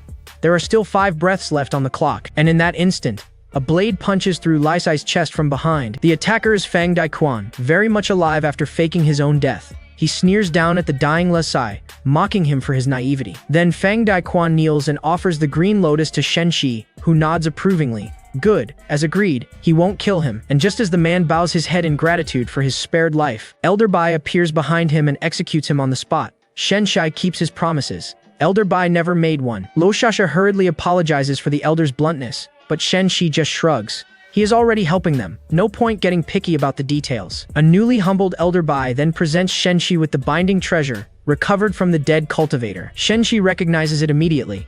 An earth-binding lock, a genuine spirit-grade artifact. And then, in a casual display of both power and generosity, he wipes the previous owner's seals from the treasure and hands it right back to the astonished elder as a gift. The old man nearly faints, protesting that a treasure like this is far too valuable for him to accept. Shen Shi simply declares that their fated encounter has been repaid in full, and turns to leave once more. He strikes the most dramatic pose he can manage, savoring every second of playing the legendary mysterious hidden expert. But Yuding, thoroughly smitten, calls out for him to wait. Mother and daughter both insist he keep traveling with them. They simply must thank him properly for saving their lives. Shen Shi gives them a long, deadpan stare, acting thoroughly inconvenienced by their persistence. Internally, absolute celebration. A road trip with 2 beauties. He agrees so fast it is almost embarrassing. The caravan rolls on, now with Shen Shi comfortably installed in the main carriage. Inside, the air is thick with awkwardness as Yuding blushes and shyly addresses the young master. And her mother isn't doing much better, visibly flustered by their handsome, impossibly powerful new companion. Yuding offers him a piece of fruit, which he accepts with a charming smile, remarking on how sweet it is. Then he gets curious and asks about their plan to send Yuding to the Yuhua sect. Lo Shasha confirms it.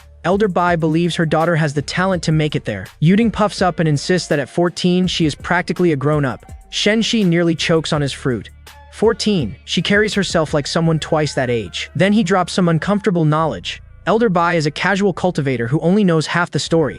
Yes, the Yuhua sect is dominated by female cultivators, and on paper that sounds like the safest place for Yuding, but what they actually practice there is the dual cultivation method. Lo Shasha's face flashes scarlet as the implication lands. The innocent Yuding asks what that means, and Shen Shi expertly dodges, promising to explain when she is older. Instead, he offers to test her aptitude right here and now. Yuding agrees, and Shen Shi places a finger on her forehead. A warm, glowing current of energy flows gently into her body. The sensation washes over her, warm and strangely soothing, leaving her dazed as she murmurs, "Young master, don't move around," he tells her softly. "It'll be over soon." Off to the side, Lo Shasha watches with a heavy blush, fully aware of how intimate this kind of energy reading really is. Overwhelmed by the warmth, Yuding's strength gives out and she slumps over. Shen Shi catches her gently and finishes the examination as she rests against him. Then his expression turns dead serious. He has found her secret.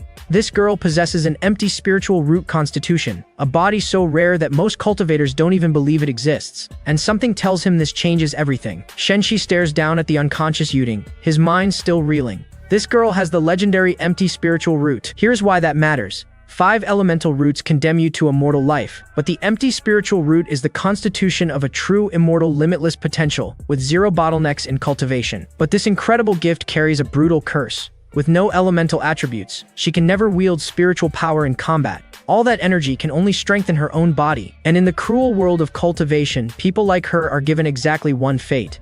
They become cauldrons, living batteries to be drained and discarded by stronger cultivators chasing higher realms. Her body is a treasure that drives people to madness. Yuding slowly stirs, her eyes fluttering open as she asks the young master how her aptitude turned out. With a greedy little smile he can't quite suppress, Shen Shi tells her that her talent is excellent and then blurts out the offer. Would she like to become his disciple? She just stares at him, eyes wide, unable to believe what she is hearing. Then her whole face lights up, and she accepts without a single second of hesitation. Now that she is officially his disciple, Shen Shi lays down some ground rules, and these ones are for her own survival. Rule 1. He'll teach her to cultivate, but she must never reveal she is a cultivator or show her cultivation to outsiders. Rule 2. He won't be around to teach her constantly. She'll train alone most of the time, but he'll set her benchmarks. Rule 3. If she is ever in trouble, she can call him through a messenger stone, and he'll come as fast as he possibly can, her heart swelling with gratitude. The young girl agrees to every single term. Shen Shi pats her head, deeply satisfied. A normal, cute, obedient disciple. What a refreshing concept. He can't help comparing her to the menagerie waiting for him back home. A masochist, a schemer, a giant baby, and a literal protagonist. How is a man supposed to cultivate in peace with that lineup? Then he turns to Luo Shasha with a stern warning.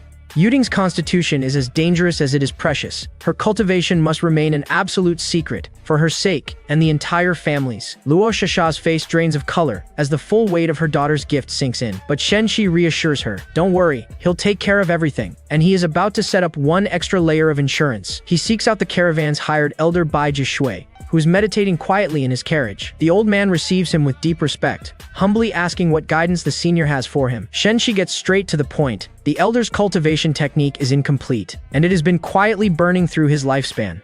Foundation building cultivators can live 200 years, but this man's clock is nearly out of time. So, let's make a deal. The elder bows his head. Nothing escapes the senior's eyes. Whatever needs to be done, he is listening. Shen Shi produces a Yuanling pill, packed with spiritual energy and vitality. A first dose alone should extend his life by 10 years. And there is more. Shen Shi will personally complete the elder's flawed technique. With 10 years of hard cultivation, he could break into late-stage foundation building and buy himself another 100 years of life. The old man can barely process what he is hearing. Overwhelmed by the gift of a second life, the elder bows to the floor and pledges his unwavering loyalty. Shen Shi accepts and hands down the mission.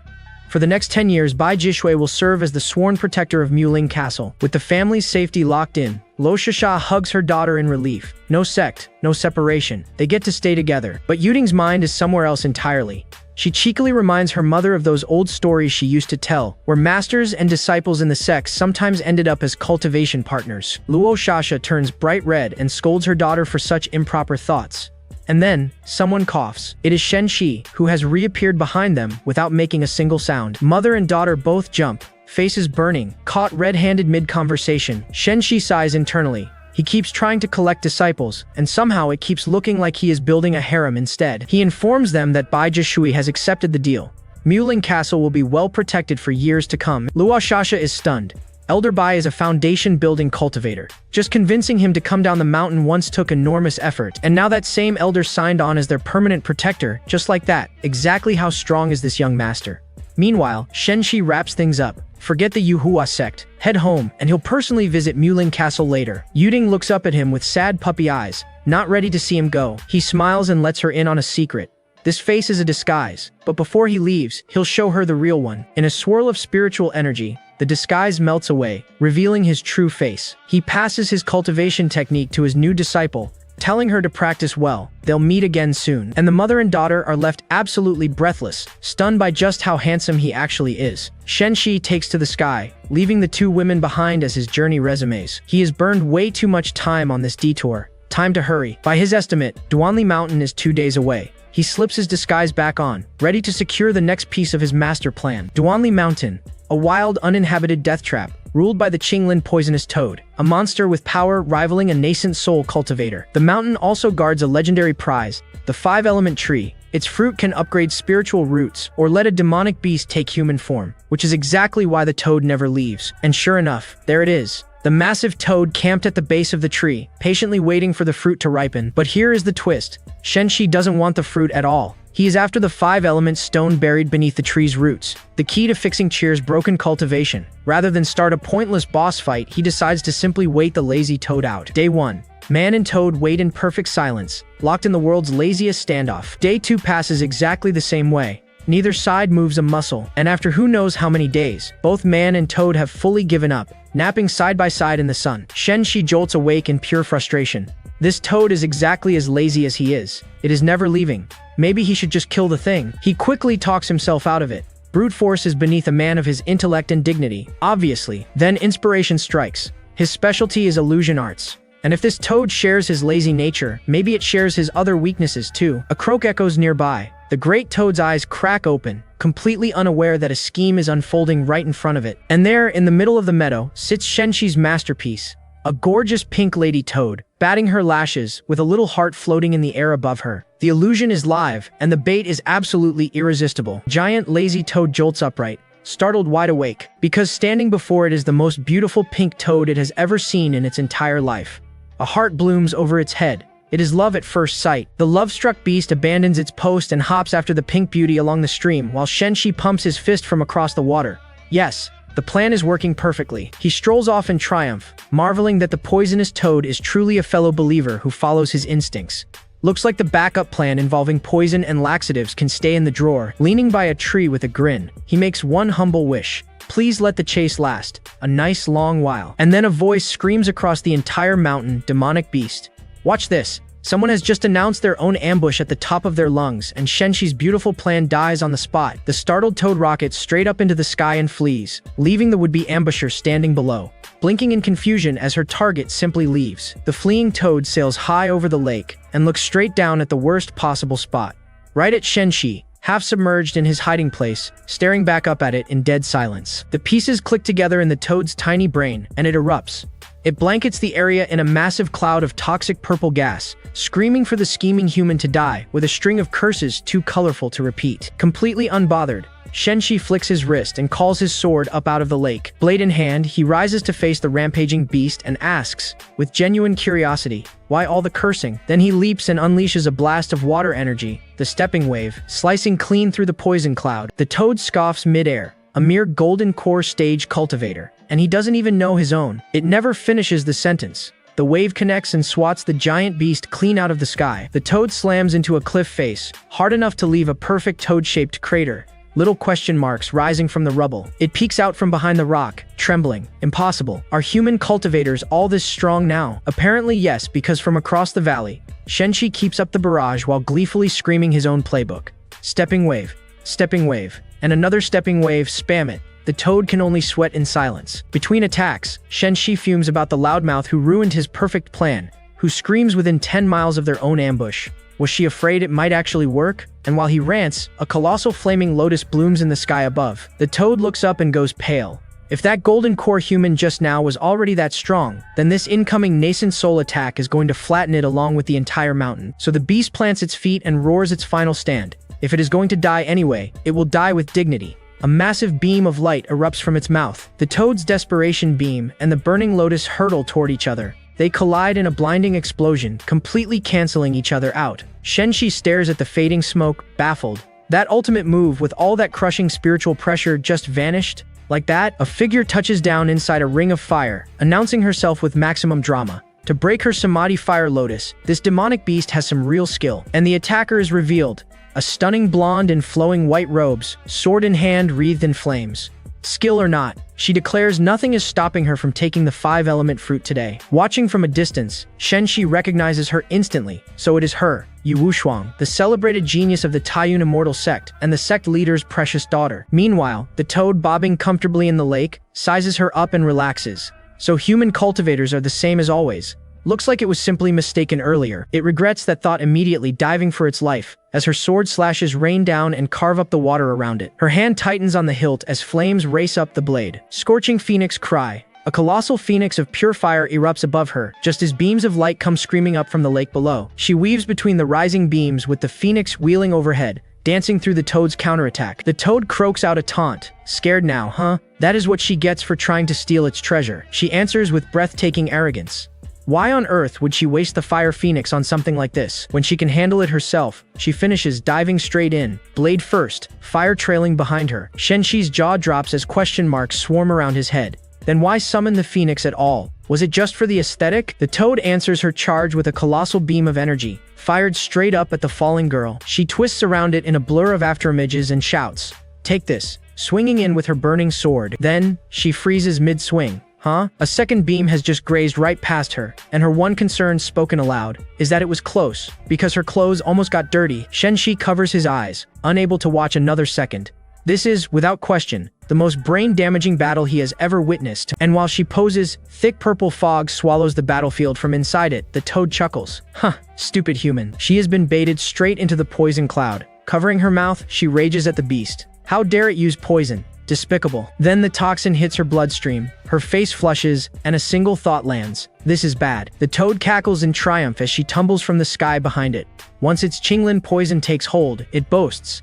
Even a god transformation cultivator would have their strength gutted for a time. Its long, sticky tongue whips out like a striking snake. The tongue coils around the helpless girl as she yelps, and the toad licks its lips, wondering aloud what a nascent soul cultivator might taste like. And then a familiar shout cuts the air, stepping wave. A crescent of blue light comes screaming in. The toad whirls around, eyes blazing.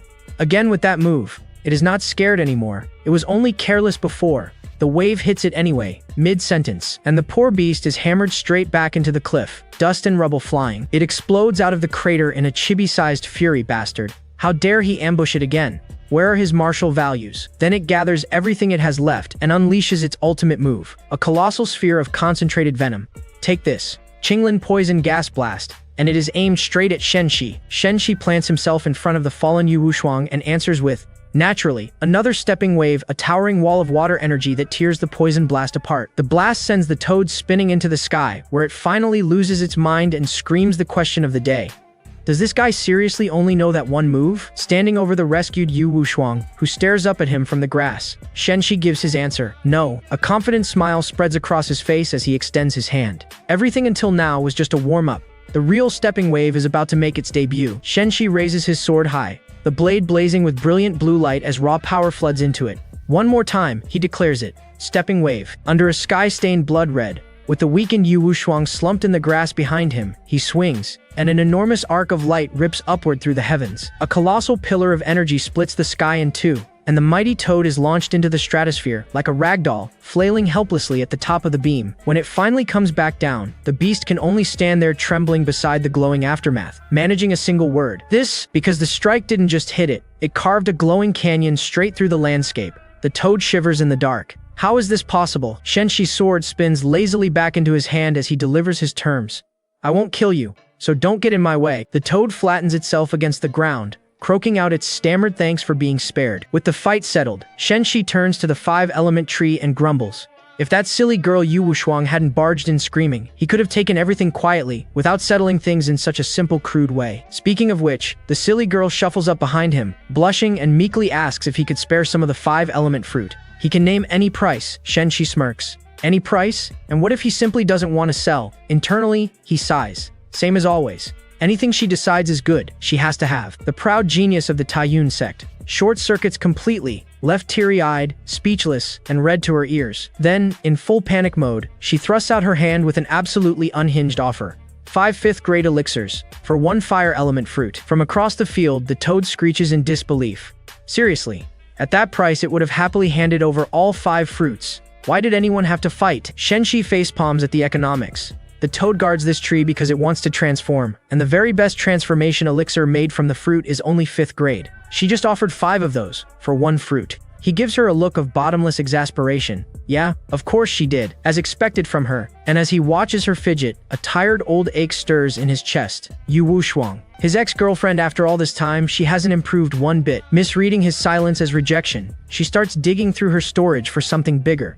If that is not enough, then how about? She holds up a glowing blue crystal, and the toad nearly faints on the spot. A Winter Mountain Spirit Stone. Then she remembers exactly what she is holding and snatches it right back. Wait, no, not this one. She can't give this one. And so begins the world's most painful auction, as she cycles through treasure after treasure, offering and retracting each one, while the toad gawks from the sidelines. That is a cloud-hidden jade. The glittering pile gives the toad ideas. It sidles up to Shen Shi and whispers a proposal. Human, let's team up, get rid of her, and split the treasure. It can even handle the poisoning. Shen Shi kills the scheme with one arctic glare. Shut your mouth if you still want to live. The toad croaks and seals its lips forever. Then he finally snaps at the girl. Enough. Stop pulling things out. Has nobody ever taught her what to be careful of when traveling outside? She wilts, fidgeting with her sleeves, and mumbles the truth.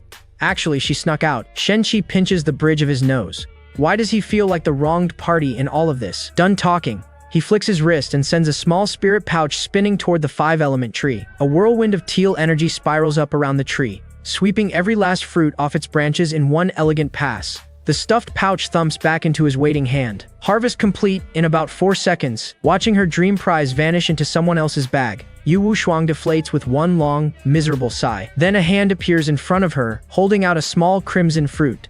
"Don't sigh," he says. "This one's for you." She blinks. "Eh?" She stares at him, wide-eyed. He'll just give her the fire element fruit. Just like that. And then comes the lecture. When traveling, never reveal your wealth, or people with evil intentions will hunt you down. When that happens, even a powerful background won't always save you from injury or death. Now take the fruit and go home early. The stern but genuine concern lands like an arrow. Her breath catches, and her heart skips a beat. "Quickly, take it," he mutters, pushing the fruit toward her. And in that instant, a familiar silhouette flickers behind him in her vision, the shadow of a man from her memories, overlapping perfectly. Why is she thinking of him again? She scolds herself. But this young man really is just like him, that show-off, that obvious idiot who was always standing in her way. She wonders how he is doing. She steadies herself and refuses the charity outright. Fellow cultivator, she can't take his things for nothing. Name a price. She'll promise him anything he wants. And Shen Shi sees his opening. "The fruit isn't that valuable anyway," he says casually. He'll trade it for 1 transformation elixir and an ingot of Daluo gold. Her eyes go wide with admiration. Daluo gold. So his cultivation is sky high and he is a skilled refiner too. How impressive. He tilts his chin with the least convincing modesty in cultivation history. A little. He only knows a little. She hands over the transformation pill on the spot. She didn't bring refining materials, but she has a solution. This is the mother sword of the channeling jade sword pair. Once she is back at her sect, she'll send the gold through its child sword. Shen Shi accepts it with a bead of sweat rolling down his temple. The channeling jade sword alone is worth more than the fruit and the pill combined. This girl has no concept of money. She strikes a pose and introduces herself with a wink. Yu Wushuang of the Taiyun Immortal Sect. He saved her life, so of course she repays it generously. And the jade sword does more than transfer items. He can use it to contact her anytime about anything. Still playing it safe, Shen Shi offers a fake name in return, Qian Ren. Just a wandering casual cultivator. With a final wave, she blasts off on a streak of fire, shouting back at him to remember to contact her. He waves until she is a dot on the horizon. A fond smile slipping out. That silly girl. Then, without even turning his head, he calls out to the toad currently tiptoeing away in the background. If it doesn't want this transformation pill, it is welcome to keep walking. The toad sprints back at the speed of light. "Sir, no, wait, grandfather. He is really giving it the transformation pill," Shen Shi shrugs. What else would he need it for? But in exchange, the toad owes him one favor. Suspicion creeps back into the beast's eyes. Hold on. He wants it to become his pet. For just that, Shen Shi smiles his gentlest smile, draws his sword, and lets a very dark aura coil around him. Oh, it doesn't want to. The toad backpedals instantly, croaking that it is willing to do absolutely anything. Just please put the sword down first. He tosses the pill into the toad's mouth and explains the fine print.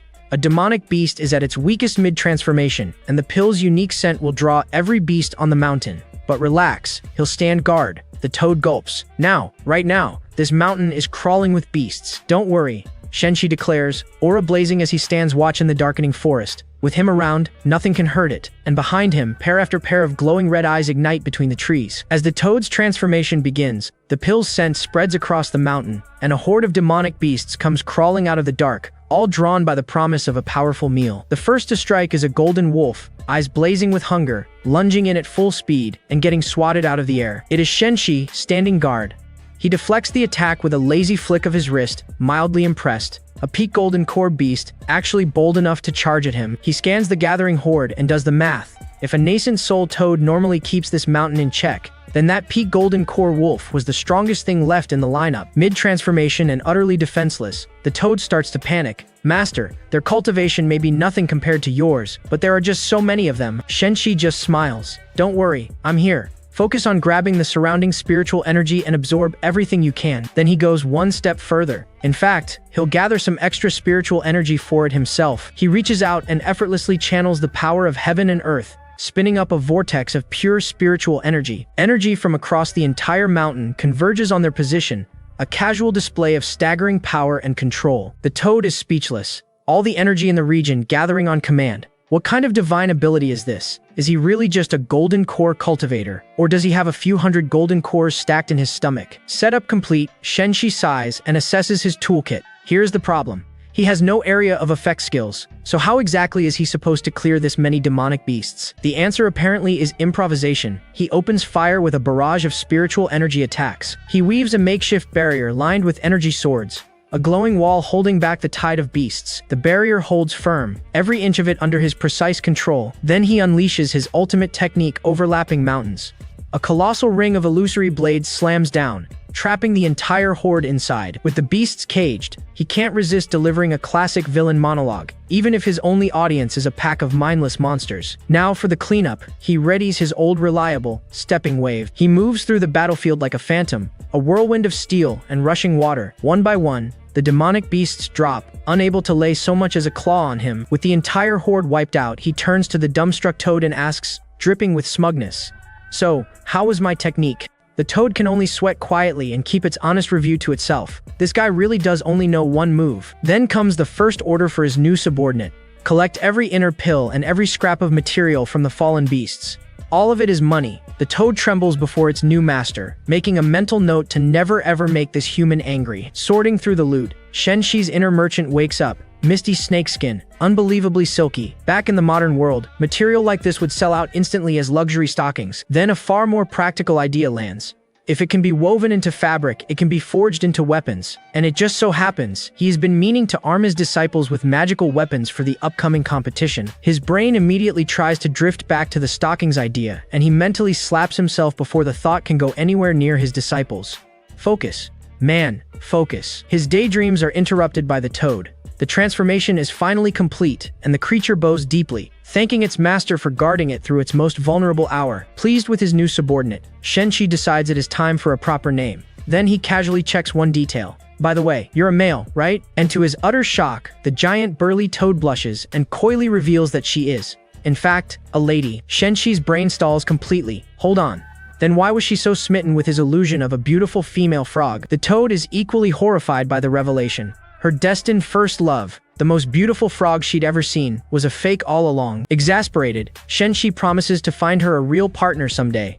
The Toad recovers from her heartbreak in record time and eagerly demands the name she was promised. He looks at her jet black, ink dark skin, thinks for a moment, and names her Xiao Bai. Little White, the newly named Toad, is deeply unimpressed. Meanwhile, back at Muling Castle, Lu Shasha is confronting her clan elders, who have been scheming behind her back. They defend themselves shamelessly. It was all for the good of Muling Castle, they insist. An alliance with the Jade Kingdom's royal family is something to rely on.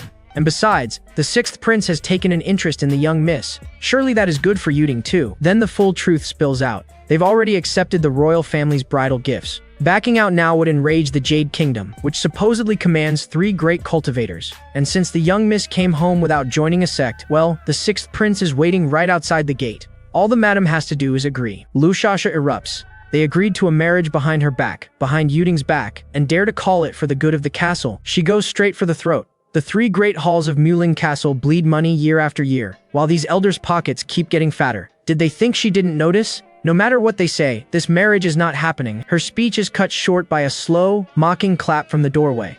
A newcomer strolls in, calling her little declaration inspiring. It is the sixth prince himself, making his grand entrance with zero shame, openly leering at the madam, and remarking that her fiery temper only makes her more attractive. He leans in with a greasy grin. Why would he ever be forceful with a beauty like her? Then he twists the knife, sneering that the famous lady of Muling Castle was widowed before her wedding day, and that letting such a woman wither away alone would be a terrible waste. Then comes his masterpiece of a proposal. He is a straightforward man, you see. Since mother and daughter aren't related by blood, why not just call each other sisters and both marry him? In exchange, Muling Castle gets the full backing of the Jade Palace. He really said that, out loud. La Shasha looks at him with pure undiluted disgust. Your Highness, sorry to disappoint, but the answer is no. Then she calls one name, Elder Bai. She orders her new protector to escort the unwanted guests out, permanently. As Elder Bai steps forward, the prince's guards stagger back in shock. The aura rolling off this old man is mid-stage foundation building. The prince is livid. He was promised this castle was defenseless. His guards recognize the famous Bai Jishui, stunned that the rumors of his fading strength were completely wrong. So the arrogant prince falls back on his only real skill, money, offering to triple whatever Muling Castle is paying. But Elder Bai, owing his very lifespan to Shen Shi's gift, rejects the offer without blinking. He is the protector of Muling Castle, full stop. Outmatched and humiliated, The prince has no choice but to slink away. From a nearby rooftop, Shen Shi's new pet Xiaobai watches the royal retreat and croaks out her review. What a coward. Lounging beside her, Shen Shi shakes his head. Spoiled princeling types like that are actually the most annoying enemies to deal with. And mark his words, this is only the beginning of Muling Castle's troubles. Xiaobai asks the obvious question. If his new disciple lives in that castle, why not just march in and fix all their problems right now? And Shen Shi answers like only an author can. Solving every problem instantly would be boring. He knows exactly how stories like this one unfold, and a hero who fixes everything in chapter 1 puts the readers to sleep. Shen Shi relaxes and reviews the chessboard he has just arranged. Muling Castle now has Bai Jishui.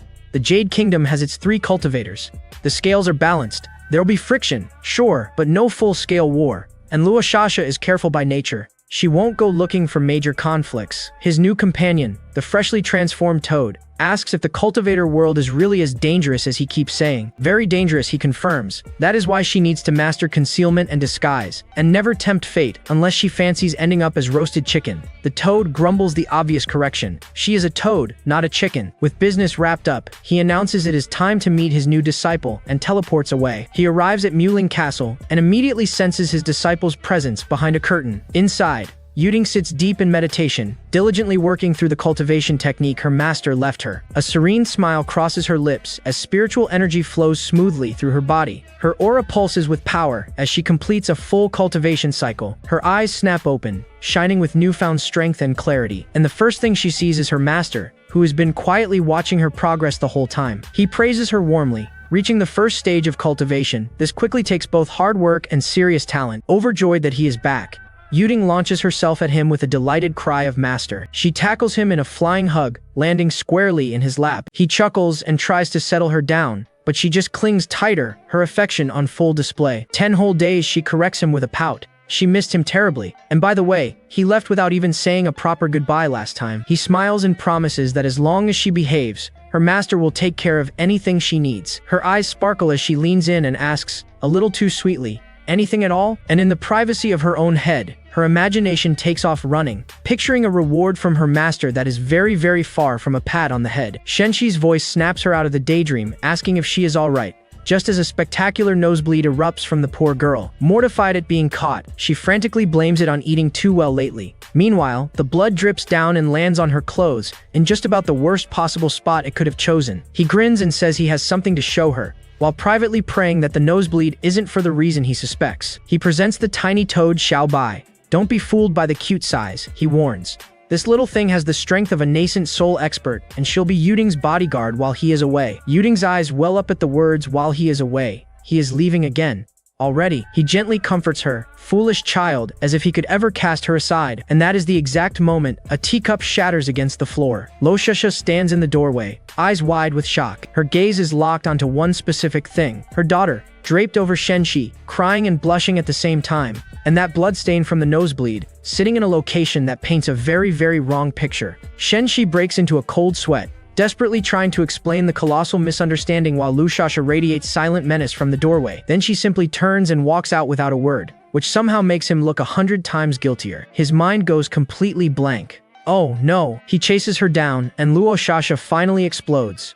Yuding hasn't even come of age yet, and he is already in such a hurry monster. Then, mid-rant, she spirals into a completely unexpected tangent, suddenly fretting. Does she look too old now? And Shen Shi, opportunist to his core, answers without missing a beat. Impossible. The madam is young and beautiful. Old never. Her fury evaporates on the spot. Oh, the master must be joking, and she is terribly sorry for barging in on him just now. He tries again to set the record straight. It was a misunderstanding. He and Yuding are strictly master and disciple. The blood was just a nosebleed, though honestly, he has no idea why the girl suddenly had one.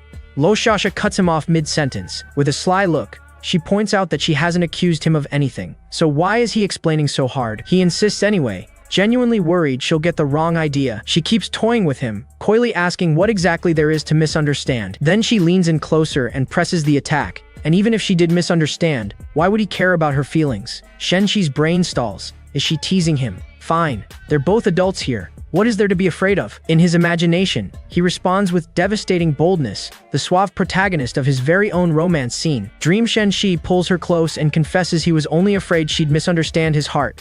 And Dream Luoshasha melts into his arms, asking him to call her by her name. Wouldn't calling you madam be more exciting? Dream Shen Shi purrs. "Oh, master, so this is how you like to play," she answers, and then the fantasy pops like a soap bubble, revealing the real Shen Shi blushing, stammering, and completely outclassed by the mature woman in front of him. He fumbles out an excuse. He left Yuding some supplies. She is welcome to use some too. Yuding has all the instructions, and well, he'll just be going now. And he flees the room while a baffled Luo Shasha watches him go. He rockets into the sky at top speed and does not look back. Only at a safe distance does he stop and facepalm. Why did he panic at the crucial moment? So embarrassing. Next time, he swears, he'll do this, and that, and then this. Sure you will, buddy. His self-pep talk is interrupted by a chime from the jade sword Yu Wushuang gave him. A glowing screen materializes, displaying a string of cheerful messages. Qian Ren, you there? Just got back to the Taiyun Immortal Sect, safe and sound. You're probably busy, so no rush. But let's chat more often, okay? Shen Shi stares at it, dumbfounded. What the heck? The magic sword is a messaging app. Then the full absurdity lands on him. What is this setup? Is she trying to start online dating? Long-distance texting with the girl based on his ex. Far away, lounging in a hot spring, Yu Wushuang smiles in satisfaction. Just as expected, he accepted. And then she says the name out loud. The real one. Shen Shi, you jerk. Did you actually think you could hide from me? She has been searching for him for a long time. And now that she has finally found him, she swears he is not slipping away again. Then her confidence softens into a pout, a flicker of sadness in her eyes. Back then, why did he leave without even saying goodbye? Back on the serene, and now slightly more crowded, Urbai Peak. Sounds of splashing and laughter drift through a bamboo forest that definitely wasn't there before. Shen Shi's 4 disciples are soaking in a brand new hot spring, a surprise addition to the mountain. The mischievous Yu Ling teases her second senior sister about her impressive figure, grabby hands at the ready, and a flustered Xuan Yu immediately redirects the threat toward their third sister. The newly designated target, Han Xianer, backs away with a nervous blush, fully aware that her troublemaking junior sister is up to no good. With a demonic grin, Yuling pounces, demanding her surrender. The chaos gets interrupted by the eldest Dong Yerweli, who snatches Yuling from behind and notes, with great interest, just how much her little sister has grown. Then Yerweli adds a deeply unnecessary comment, wondering aloud whether her hands feel anything like the master's did.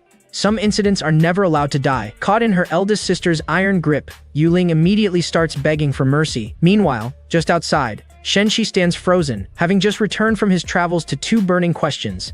Since when does his mountain have a bamboo forest? And who on earth built a hot spring? His newest disciple, Cheer, pops out of the water and proudly takes credit. Master, you're back. She prepared this hot spring just for him. Too tired to question anything, Shen Shi rolls with it. Fine. Once Yurli and the others are done, he'll take a soak himself and wash off the journey. But Cheer latches onto his arm in a panic, desperately pleading with him not to get in. Then she explains why, with the most devious look imaginable. She built the spring so her master could conveniently admire the senior sisters while they bathe. She did all this for him. So, doesn't he like her best? Completely blindsided, Shen Shi starts stammering out that of course he likes her. Then his brain catches up with his mouth, and his face turns crimson as he realizes exactly what he is saying to exactly which scheming little disciple. So he reasserts his authority, the only way this household knows how, with a punishment. The mischievous girl gets a firm spanking while he scolds her. How dare she try charm techniques on her own master? Where does a child even learn such underhanded tricks? Through her tears, Cheer explains herself. She can't cultivate, the sect trials are coming, and she figured she needed some way to protect herself. Charm techniques seemed practical. His anger melts away. He tells her to drop the tricks and stop worrying about her cultivation because he has found a solution. She is to come to his room later to hear about it. One disciple crisis diffused. Shen Shi moves on to the next order of business. A familiar figure is waiting for him. Peak Master Bai Ran. She greets him with formal courtesy, apologizing for dropping by unannounced. Shen Shi puts on his most composed face and graciously invites her inside to talk. As they cross his courtyard, Bairan quietly reviews everything she has heard about the man beside her. The rumors paint Shen Shi as chaotic, powerful, arrogant, domineering, and a tyrant to his own disciples. But the man she has actually met is something else. Cold and aloof on the surface, yes, but his presence feels strangely comforting rather than threatening. She catches herself blushing at the thought that a man like this must be terribly popular, and hastily sweeps the idea out of her head. Just as Shen Shi apologizes for not having much to offer a guest, he offers her a seat and brews tea from the rare Edelweiss herbs that grow on his peak. She gets straight to the point, formally thanking him for entrusting her with the talented young Wei Qin at the conference. He waves the gratitude off, casually pouring her tea with his water magic while repeating his honest take. She simply was the most suitable teacher for the girl, but Bai Ran sees through the nonchalance. With his cultivation and insight, he knew exactly what he was doing for her that day, and his quiet, unspoken kindness moves her deeply. As thanks, she presents him with a precious iceberg bamboo jade, a treasure perfectly matched to his water techniques. Shen Shi is genuinely taken aback. He knows exactly how valuable this is, and how much she herself could use it. She insists, firm and sincere, vowing that she will never forget his kindness. And in her eyes he sees it clearly.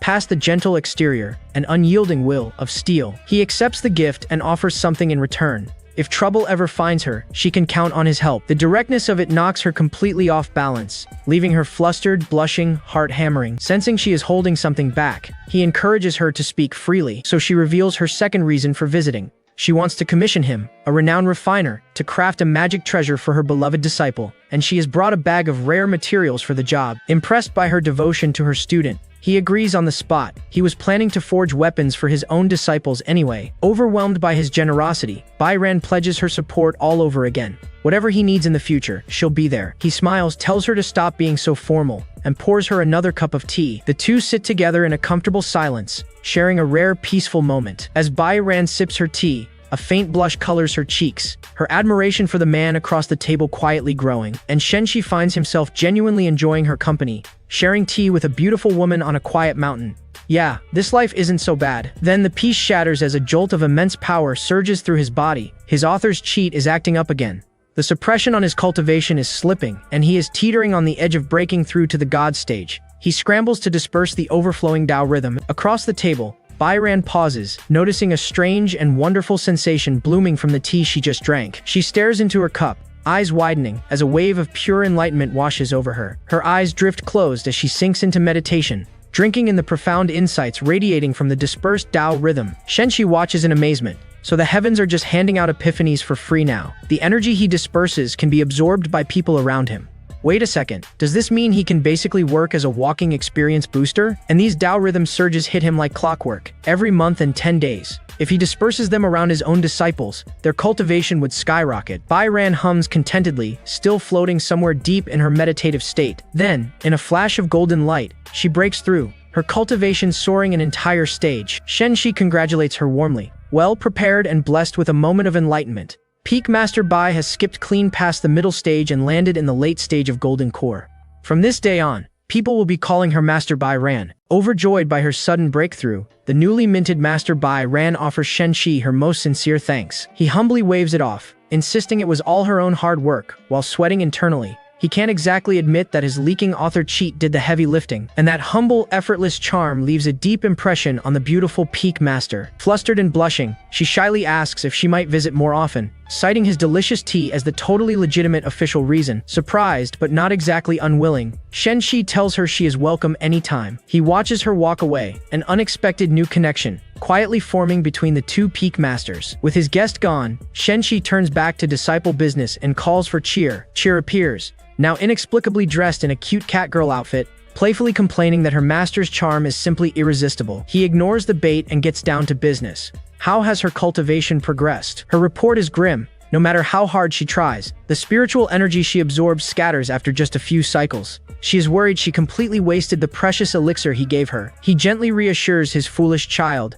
an elixir is nothing, don't even think about it, because he has found the real solution. He sets the 5-element stone into the pendant around her neck and tells her to try cultivating one more time. The effect is instant. With the stone balancing her 5 spiritual roots, energy pours into her smoothly, powerfully, with nothing in the way. Her eyes fly open in amazement. For the first time in her life, the power flows free. She seizes Shen Shi's wrist with both hands, and in pure oblivious joy she presses his hand over her heart and beams. I'm all better. Her master can only facepalm at this level of innocent simple-mindedness. He also hands over the mutated Edelweiss from his garden, another of the protagonist's original power-ups, as insurance against any future bottlenecks. But Cheer's sharp eyes have locked onto something else entirely. A long strand of pink hair on his shoulder, the interrogation begins immediately. Which woman does this belong to? Then she starts dispensing relationship advice to her own master, warning him about shameless women, and declaring that any future partner of his must first pass her personal approval. Completely done with her antics, he yells at her to go cultivate. She skips away happily with her new treasure. Mission accomplished. The master has been thoroughly teased. He sighs deeply. The dignified protagonist he wrote has turned out cheeky, two-faced, and completely undisciplined in person. Still, with Cheer's cultivation finally unblocked, he allows himself a moment of pride. Next up, crafting magic treasures for his disciples as soon as that Deluo gold arrives. 3 months later, at the Shangding sect's main peak, an urgent meeting is underway. An elder reports troubling news. Scouts from the rival Diqing sect have been spotted lurking near their spiritual veins. Another elder confirms the pattern. The Diqing sect has been expanding aggressively. Is the Shangding sect their next target? Patriarch Ning Sheming weighs the threat calmly. A full-scale war seems unlikely, but the sect must be ready for anything. He orders the Great Elder to visit their allies, the Dongming Pavilion and the Yuhua sect, and lock in their support. The Great Elder happily agrees to the Dongming Pavilion. The Yuhua sect, however, makes the old man visibly shudder, hinting at some deeply buried trauma. A flashback explains everything. 10 years ago, a messenger was sent to the Yuhua sect with a simple announcement. He was mysteriously delayed there for a very long time, and when he finally stumbled home, he was skin and bones, and his cultivation had actually regressed. The Great Elder sighs in resignation. So, be it. Another elder proposes a solution. Whoever visits the Yuhua sect must be powerful enough to show the Shangding sect's sincerity. Master Bai Ran, freshly at late Golden Core, should be qualified. The Patriarch hesitates. Bai Ran only just broke through. Sending her there alone feels wrong. And that is when a scheming elder spots his chance to dump trouble on a certain someone. Why not have Master Shen Shi accompany her? Surely a perfected Golden Core expert would command the Yuhua sect's respect. The Patriarch sees through the ploy instantly. This old fox is just trying to stir up trouble. He moves to shut it down, reminding everyone that Master Shen Shi is in closed-door cultivation, when a sudden shockwave from Erbai Peak interrupts him mid-sentence. A massive surge of spiritual energy erupts from Erbai Peak, and the meeting hall descends into chaos. An immortal treasure has been born. It is coming from Erbai Peak. Then an elder squints and calms down. False alarm, not an immortal treasure. There is a strand of Tao rhythm in there, but it is merely a very high-quality Xuan treasure. Merely. The Patriarch says nothing, wearing the expression of a man who has long since stopped being surprised by Shen Shi. Back on Erbai Peak, Shen Shi wipes his brow. He got so absorbed in refining that he nearly forged an actual immortal treasure by accident, and had to scramble to suppress it. What a hassle that would have been. As he steps out of seclusion, his 5 disciples are waiting for him, every one of them noticeably more powerful than before. He smiles at the lineup and asks how their cultivation progressed while he was away. Yueli delivers the report. Everyone trained hard, especially Chier and Cianair, who have both already reached the 5th level of the Qi refining realm. He pats Chier on the head, genuinely impressed. At this pace, she officially counts as an intermediate cultivator. Now, Dongyer Li smoothly pulls Chier away from him, sweetly emphasizing the words, "little junior sister." She warns the girl, with deep, sisterly concern, that the master's spiritual energy is unstable right after seclusion, so she really shouldn't stand so close. Chier fires back with a sweet smile of her own. Her unique 5-element constitution neutralizes unstable energy with ease, so there is truly nothing to worry about. Lightning crackles silently between the eldest and youngest disciples. The rivalry is officially on. Shen Shi tactically changes the subject, praising Yueli for breaking through to the 2nd level of foundation building. She credits the water technique he taught her, and he notes with surprise that she has already mastered its subtle flowing control, while a small, visibly annoyed cheer simmers in the background. But there is more. Yueli proudly explains that she didn't just master the technique, she adapted it to her own spiritual power and built an even stronger version of it. He is a little shaken. That was supposed to be a basic technique, a goodwill gift. Her talent is no joke. Impressed, he asks for a demonstration. Yueli agrees and sweetly requests Chur as her assistant, since her dear junior sister is so uniquely gifted at dissolving spiritual impacts. The 2 girls square off, smiles razor sharp, both agreeing through gritted teeth that this is just a friendly demonstration. Shen Shi sighs from the sidelines. He clearly wrote a cultivation novel, so why does his life sound exactly like a palace intrigue drama? The stage is set for a so-called friendly spar between the eldest disciple, Dongyarelli, and the youngest, Little Cheer, to show off their new skills. Shen Shi watches in silence, genuinely curious how this is going to play out. But before the first move, a brilliant idea strikes him. He pauses the match and tells Cheer that he has crafted a special immortal sword,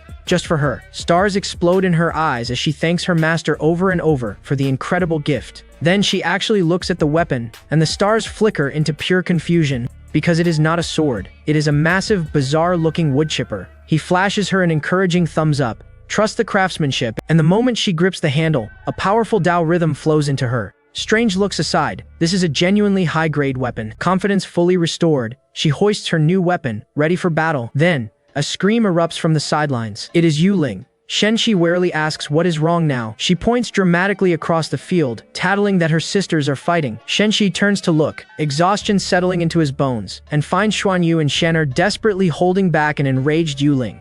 So who exactly was fighting whom? With the sideshow handled, he refocuses. Time to see what his teaching has actually produced. Dongyurli opens with a crash, instantly raising a field of razor-sharp ice spikes, her mutated ice root on full terrifying display. Cheer's eyes go wide at the incoming attack as her mind races through her options. She counters with a full swing of her immortal woodchipper, unleashing a shockwave of her own spiritual energy. Yueli's ice closes around her like a cage, but Cheer charges straight ahead, pouring solidified spiritual power into her weapon. On the sidelines, Xuanyu gasps. That is solidification of spiritual power, an ability that should be flat-out impossible for anyone still in the chi refining realm. Yueli figures it out fast. That bizarre weapon their master forged is doing some heavy lifting. With one mighty strike, Cheer shatters the ice prison into glittering dust. She launches high above the battlefield, ready to press her advantage. But Yueli just smirks. Impressive, sure. Her junior sister is still green though. She casts a binding spell, a ring of energy streaking toward the airborne Cheer. Shen Shi's eyebrows climb. That spell has multiple variations, and its power already matches an upper-grade spirit-level spell. Push it further, and it becomes Supreme Grade. A self-created Supreme Grade spell. That combination of talent and effort is honestly terrifying. It also makes no sense to him. In the original book, Dongyureli never had this kind of insight, and she barely even trained. So why has she suddenly transformed into a hard-working genius? What happened to lazing around being great? The answer is written in her eyes, which are locked, unwavering, on her master. Her inner monologue spells it out. Getting stronger means getting closer to him, and once she is stronger than the master himself, he'll have no way left to refuse her. That is the plan. That has always been the plan. But that one moment of distraction costs her. From within the ice, Cheer's voice rings out. Senior sister, you're distracted, and she unleashes her signature move, the spirit chopping wheel. Shen Shi nearly falls over. That is a technique the protagonist wasn't supposed to learn until Golden Core. His analysis kicks in. The wheel spins all 5 elements of spiritual power at once. Even with Yueli's mutated root, anything that hasn't transcended the 5 elements gets disintegrated on contact. With a fierce battle cry, Cheer launches her ultimate attack, but Yueli stands her ground, calm as ever. Her junior sister's strength truly exceeded expectations, and yet she still loses because Big Sister's technique was never finished. At the very last instant, a final variation of her spell snaps, shut, freezing Cheer solid mid-strike. Then Yueli gently dissolves the attack, thaws her junior sister out, and seals the victory with a single triumphant wink. Drained of every drop of spiritual energy, Cheer gracefully concedes defeat. Shen Shi consoles his youngest with a pat on the head, gently drying her soaked clothes with a current of warm wind so she won't catch a cold. He praises them both for their incredible progress, officially christening Yueli's Supreme Grade spell the Ice-Crushing Formation. As for Cheer's technique, Cheer proudly explains it herself. It is built on the reincarnation cycle of the 5 elements, which gives it an overwhelming dispersal effect on spiritual energy, so she is naming it the Spirit Chopping Wheel. Demonstration complete. He gathers all his disciples for an announcement. He has forged a unique weapon for each of them, and they have 2 months to master them before the sect trials. For the timid Xuanyu, who hates pain more than anything, a massive defensive shield. She hugs it gratefully. Yuling bounces up next, dying to know what her special treasure is. He presents her with, of all things, a magical girl wand. She examines it with innocent curiosity and asks if it is a new kind of club for bashing people. Flustered, Shen Shi explains that it is a magic wand for casting spells by channeling spiritual power. You know, wand things. She remains entirely unconvinced. A shiny stick is a shiny stick. However you dress it up, it is still a striking weapon, right? Thoroughly defeated by her logic, Shen Shi surrenders. Sure, whatever makes her happy. The other disciples are already calling for him anyway, which leaves the last 2, Yueli and Xianer, whose treasures turn out to be, interestingly enough, clothing, not weapons, outfits. He presents them with a confident thumbs up while a thin trail of blood leaks from his nose. Very convincing, Master. Yueli, never one to miss an opening, immediately blushes and asks if the master would like her to model it for him personally. He scrambles to play it cool, nose bleeding a second time, insisting it is purely practical. They simply need to get familiar with their new equipment as soon as possible. Sure, purely practical. With their new custom magic items in hand, the disciples are itching to try them out. Han Xianar, however, stares at her gift with deep confusion. Shen Shi proudly explains the craftsmanship. Woven from genuine misty snake skin, it is an all-in-one magical equipment, offense and defense in a single piece. Behold silk thigh-high stockings. She can feel the power radiating off them. But she has one very practical question. How exactly does one wear these? He leans in and solemnly whispers the ancient and intricate instructions for putting on a pair of stockings. Enlightenment dawns on her face. So that is how it is done. Understood, Master. Mystery solved. She heads off to equip her new magical armor, and the fit is perfect. Stylish, elegant, and somehow genuinely functional as defensive gear. Shen Shi is bursting with pride, internally applauding his own genius for designing the perfect item for his long-legged disciple. Truly, the work of a master craftsman. Definitely nothing else going on here. He admires his handiwork a little too openly, while a scandalized Xuanyu stares at her sister's new attire in disbelief. Xuanyu then turns to Dong Yueli with the obvious question. Is she seriously going to wear the outfit the master designed for her? Of course she is. With her head held high, Yueli marches off to change into her own custom equipment. A disciple's voice pulls Shen Shi out of his blissful daze. He turns, tired, but undeniably curious about the final result. Yueli emerges in a sparkling sailor-style school uniform, strikes a pose, and asks her master the deadliest question known to man. Does she look good? He short-circuits completely, floating hearts and all, barely stammering out his approval. The moment is shattered by a demonic-looking cheer, who sweetly volunteers to test the defensive capabilities of Yueli's new outfit. With her giant wood chipper, fed up, Shen Shi orders everyone to quit fooling around and go train with their new gear. He has been summoned to the main peak and duty calls. He flies off, leaving his beautiful, chaotic disciples to their own devices. He lands at the Patriarch's hall, wondering what the old man could possibly want from him this time. Inside, the sect leadership sits in grim session. The news is laid out for him. The rival Diqing sect has been making aggressive moves along their territory. The Patriarch explains that with the threat growing, the sect must alert its allies and prepare for the possibility of war. Shen Shi, who literally wrote this storyline, nods along and feigns perfect ignorance. Then the Patriarch drops the assignment. Shen Shi is to serve as the sect's representative, uniting the allies into a single front against the Diqing sect. He immediately tries to wriggle out of it, suggesting that one of the wise, experienced elders would surely be a better diplomat. Because internally alarm bells are ringing. This is a major turning point. The great tribulation of the Shangding Immortal sect is approaching, the same arc where the original Shen Shi got his chance to kill the protagonist, and where the two elders sent to the Yuhua sect and Dongming Pavilion were murdered on the road. The Patriarch lays out the plan. The Great Elder will personally visit the Dongming Pavilion, while Master Bai Ran heads to the Yuhua sect. But the council is worried. Shen Shi's head snaps up. This is different from the book. Knowing exactly how dangerous that road is, he asks again, just to be sure. Bai Ran is going to the Yuhua sect. The Patriarch confirms it. Master Bai may be late-stage Golden Core now, but the timeline is tight, which is why they're hoping Master Shen, with his perfected Golden Core, will accompany her. Shen Shi's stomach tightens.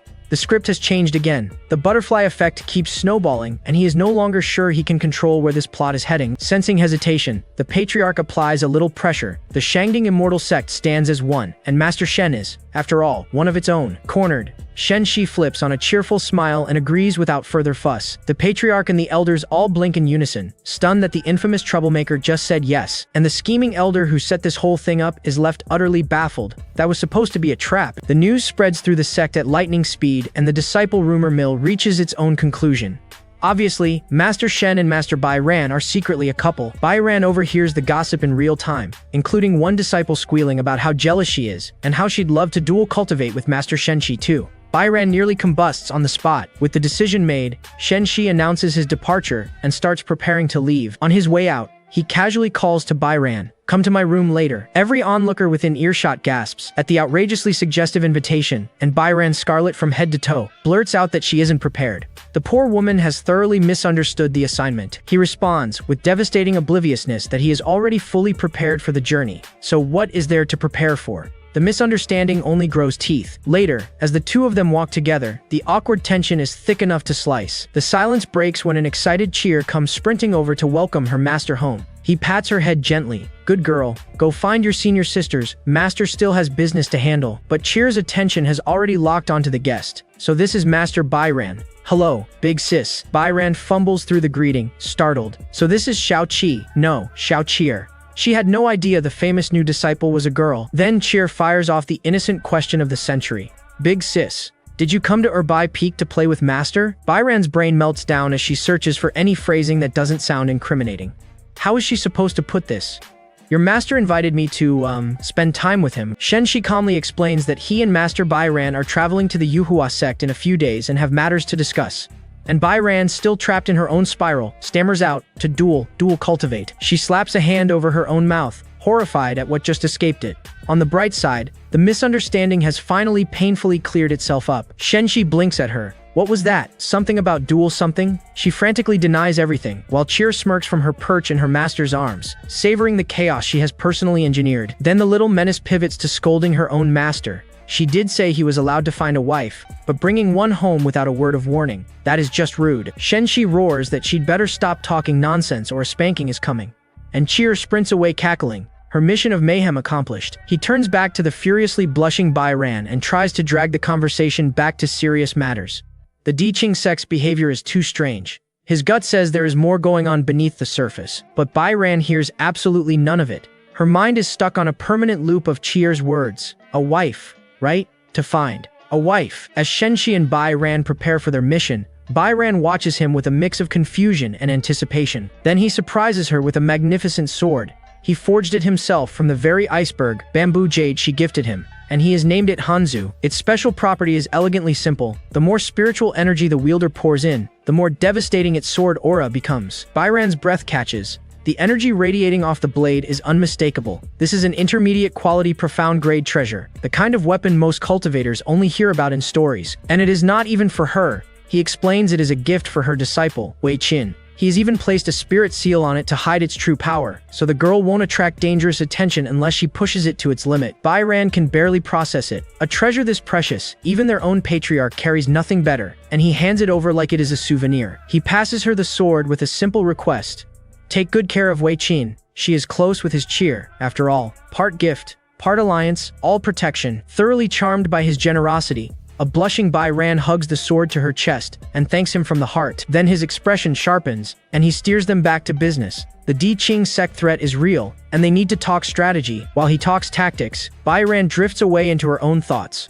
How does one ever repay a man who seems to lack absolutely nothing? Completely oblivious to her inner turmoil, Shen Shi keeps laying out his analysis, confident the enemy won't strike out in the open. Then he proposes the plan. To stay ahead of any traps, they travel separately. She goes as the official envoy in the open, while he shadows her in secret as a second layer of preparation. He asks for her opinion, and gets nothing. Bai Ran has completely zoned out, her face cycling through shock and confusion, because in her head, his words have taken a wildly different, far more romantic meaning. Something about a second time, flustered beyond saving. She stammers that once is enough. Now it is Shen Shi's turn to be lost.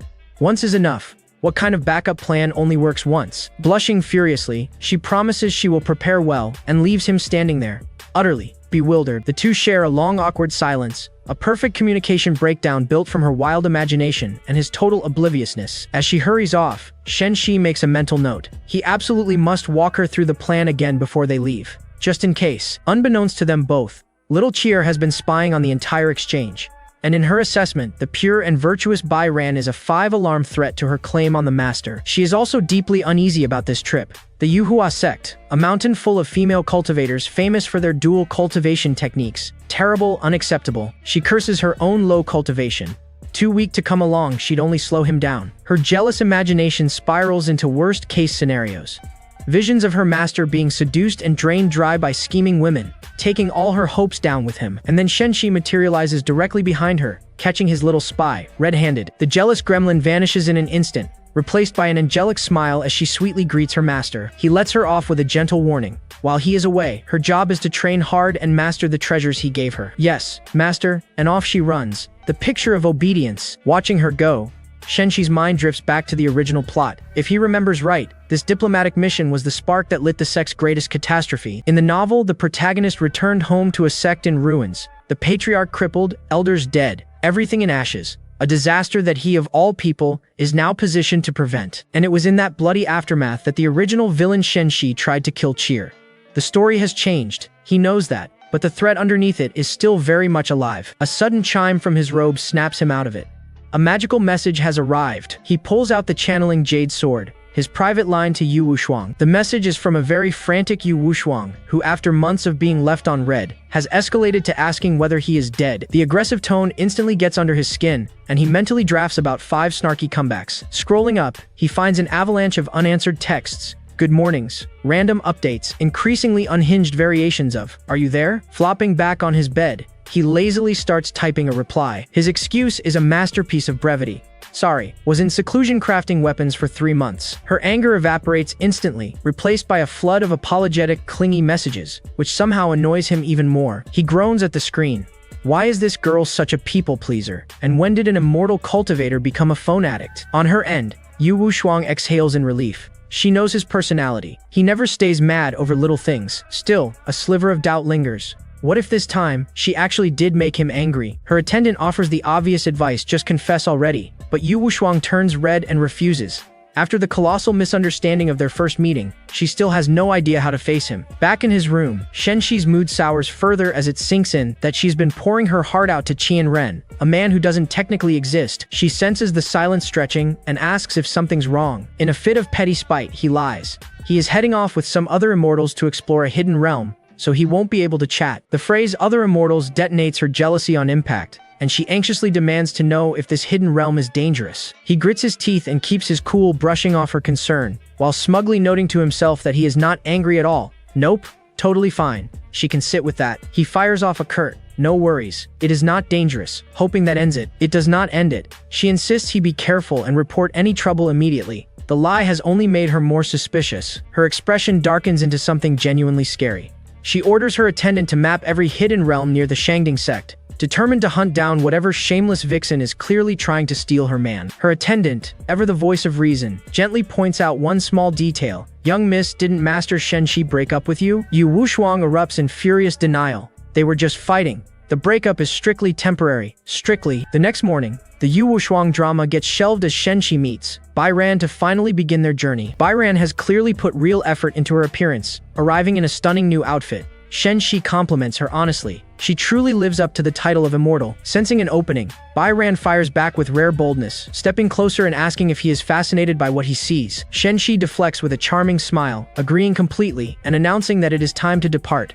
Smooth escape, master, very smooth. Journey begins, and the view opens up over the vast, treacherous Great Cloudy Mountains of the Qingzhou region. This territory officially belongs to the transcendent Taiyun sect, but its sprawling borderlands are pure lawless frontier, a battleground where smaller sects claw at each other for dominance and survival. It is in this chaos that sects like Shangding, Yuhua, and the Dongming Pavilion forge their fragile alliance, a partnership of convenience built to survive common threats. As he and Bai Ran soar toward their destination, Shen Shi decides it is time she knew what they're really up against. He reveals the Diqing sect's dirty secret. This rapidly rising power holds a special technique that lets them mass-produce spirit-grade treasures, giving their forces an overwhelming edge in any war. Bai Ran frowns at the logic, a technique that valuable should have every major power in the region circling like vultures. Why hasn't it? Shen Shi, now sporting a mysterious pair of glasses as part of his look, coolly explains that this is insider information, not common knowledge. Bai Ran can't stop staring at the inexplicable new accessory. Naturally, she asks the obvious question. How did he get his hands on a secret this well guarded? His answer is 2 words long, don't ask. Maximum mystery, maintained. Embarrassed at prying, Bai Ran quickly apologizes. He continues the briefing. The Diqing sect's production method devours resources they simply don't have. Their entire expansion runs on plunder, constant warfare to feed the machine, which means they can't afford too many enemies at once. And a strengthened alliance is exactly the kind of threat they'd move to strangle early. His conclusion is simple: expect trouble on this road. Bai Ran looks at him with fresh eyes. The man everyone thinks they know has been fooling the entire world. The temper, the chaos, the unpredictability, his whole infamous reputation, all of it nothing but a carefully constructed mask. The real Shen Shi, she decides, is quiet, wise, and armed with an intellect sharp enough to be frightening. And yet, instead of fear, what washes over her is an overwhelming sense of safety, just from standing at his side. The plan goes into motion. Shen Shi instructs Bai Ran to fly ahead and make as much noise as possible, playing the visible envoy, while he stalks the real threat from the shadows. Trusting him completely, Bai Ran accelerates ahead, lighting herself up as the target. And exactly as Shen Shi predicted, the ambush doesn't keep them waiting long. Bai Ran senses her pursuers. 3 cultivators, all at middle stage golden core. She stays calm.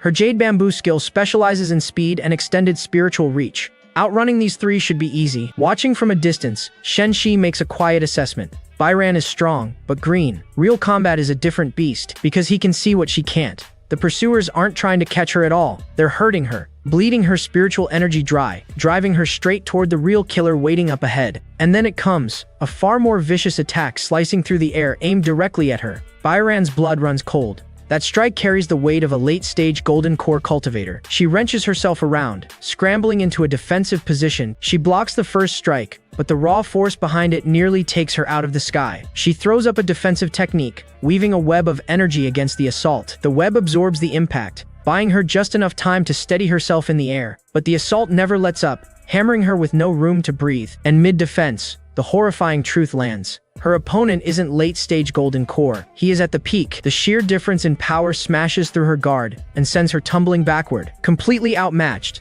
Bai Ran makes her decision. If this is the end, she fights to the death. Her hand closes around the hidden weapon disguised as her hairpin. The peak Golden Core cultivator lunges in for the kill, and in the same heartbeat, Bai Ran launches her hairpin straight at him. At that exact moment, the three pursuers slam the back door shut, sealing off her escape entirely. Cornered, Bai Ran reaches for her most powerful and most costly card, the Jade Bamboo hidden technique, Night Movement. She unleashes it, a desperate, wide-ranging binding technique flooding the sky. The spell, Fine Leaves, spreads out in every direction, reaching to ensnare all four of her enemies at once. But the peak Golden Core cultivator tears through it with ease, and the backlash of her broken spell rips through her body. Despair sets in, the attack failed, the enemy doesn't have a scratch, and her spiritual energy is running on empty. Her enemies smell blood and pounce immediately. Launching another coordinated assault, Bai Ran faces an impossible choice.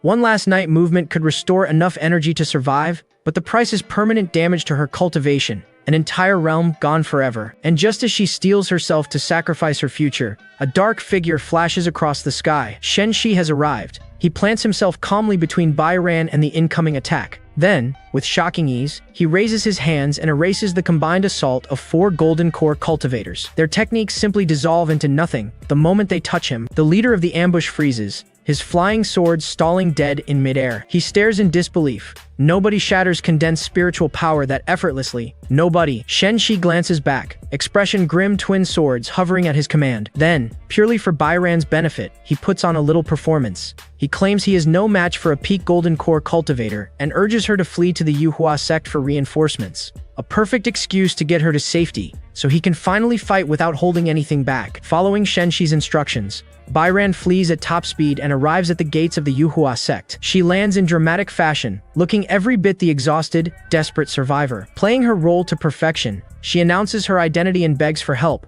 She and Shen Shi were ambushed by the Diqing sect, and he stayed behind so she could escape. Before she can say another word, a firm hand closes around her arm. It belongs to a senior disciple of the Yuhua sect, who studies her with narrowed, suspicious eyes. The senior disciple, Lu Qingqing, orders the others to escort the distressed envoy away to rest. Bai Ran is led off, increasingly confused by the strange reception. A junior disciple asks whether they should send a rescue party for Shen Shi. Luo's answer is careful. Nothing happens without the sect master's permission, so Luo brings the report to the Yuhua sect master herself, Ji Yuning. Ji Yuning, a woman with a distinctly demonic beauty, listens without a flicker of emotion, then dismisses Luo from her throne room. Luo walks out with a stone in her chest. The rumors are true. Her own sect master has betrayed the alliance and is secretly working with the Diqing sect. All she can do is pray that Shen Shi, a man walking blind into a trap, somehow finds a way out of this disaster. Her thoughts are cut short by the arrival of a stern-faced stranger, striding through the sect. One look is all she needs. He is from the Diqing sect. Inside the throne room, Guning welcomes the man with formal courtesy, addressing him as Elder Qi. Elder Qi delivers his news with ice-cold indifference. Shen Shi is dead, by his hand. Now, what about the one that got away? Ji Yuning smiles slyly. Bai Ran has already been captured, locked away in their dungeon. A hungry gleam enters Elder Qi's eyes as he demands they bring Bai Ran to him. He has a very particular interest in her unique cultivation technique. Ji Yuning's smile tightens. Internally, she is seething. What kind of cultivation-obsessed maniac ignores a beauty like her over some technique? She tries to talk him out of it, arguing that Bai Ran's technique won't get him anywhere near a nascent soul breakthrough. Then she sweetens the pot with a seductive counteroffer. Spend some time accompanying her instead, and she personally guarantees he reaches nascent soul within 7 days. The implication is not subtle. Elder Qi rejects her brutally, branding her methods demonic heresy that would rot his foundations. Bring out Bai Ran now, he warns, or face the consequences. Humiliated in her own throne room, Guning glares daggers at him, but she swallows her fury and barks the order. Bring her here. A weakened Bai Ran is dragged into the hall, held up between two disciples. The moment she sees Elder Qi, she demands to know what happened to Master Shen Shi. The elder smirks cruelly and repeats the lie. Shen Shi is dead, but she can live if she hands over her cultivation technique. Shattered but unbowed, Bai Ran refuses. She would rather die than betray her sect. Elder Qi just shrugs. Her choice doesn't actually matter. He seizes Bai Ran and hauls her toward the exit, telling Gu Ning to proceed with their original plan. Ji Yu Ning, hiding her rage behind a smile, quietly orders her most loyal disciple to tail him. As they fly off, Luo watches from a distance, dread pooling in her stomach. What fate is waiting for Bai Ran? She mourns Shen Shi too, a man she had only just begun to respect. Then her jaw sets. Mourning can wait. She is going to find a way to rescue Bai Ran. In a secluded cave, Elder Qi looms over his captive, while Luo creeps into position nearby, catching every word. And the Elder starts monologuing like a textbook villain, spilling his true agenda. The Diqing sect intends to conquer all the allied sects, and the so-called partnership with Gi Yuning was a lie from day one. Bai Ran spits her defiance at him, swearing that his evil sect is destined to burn. Her fire only amuses him. All that purity and elegance, he muses, just makes her more interesting. Hidden in the shadows, Gu Ning's loyal disciple has heard more than enough. The sect master must be warned of this betrayal immediately. She slips silently away from her hiding spot and races back toward the sect. Elder Qi smirks as he tracks her departure. Perfect. Everything is unfolding exactly according to plan. And then, in a warm, familiar voice, the Elder gently calls Bai Ran's name, because it has been Shen Shi all along, hidden inside Elder Qi's face this entire time. Before anyone can breathe, Luo Qingqing explodes from cover, hurling herself at the man she still believes is Elder Qi. Shen Shi parries her strike effortlessly, with a power far beyond anything a peak golden core cultivator should have. He turns to face his attacker, and recognition flickers across his face. Luo freezes mid-stance, staring at the face of a man who is supposed to be dead. Shen Shi's expression hardens. He never accounted for a second spy. If she is an enemy he missed, then she can't be allowed to leave this cave. Meanwhile, Bai Ran can't hold back another second and rushes straight to his side. She wraps her arms around him from behind, tears streaming, overjoyed that he is alive. And Luo, wiping a tear of her own, realizes she is relieved too. The man survived. Shen Shi offers her a polite, slightly terrifying apology. It seems she genuinely came to rescue Bai Ran and never colluded with the Diqing sect.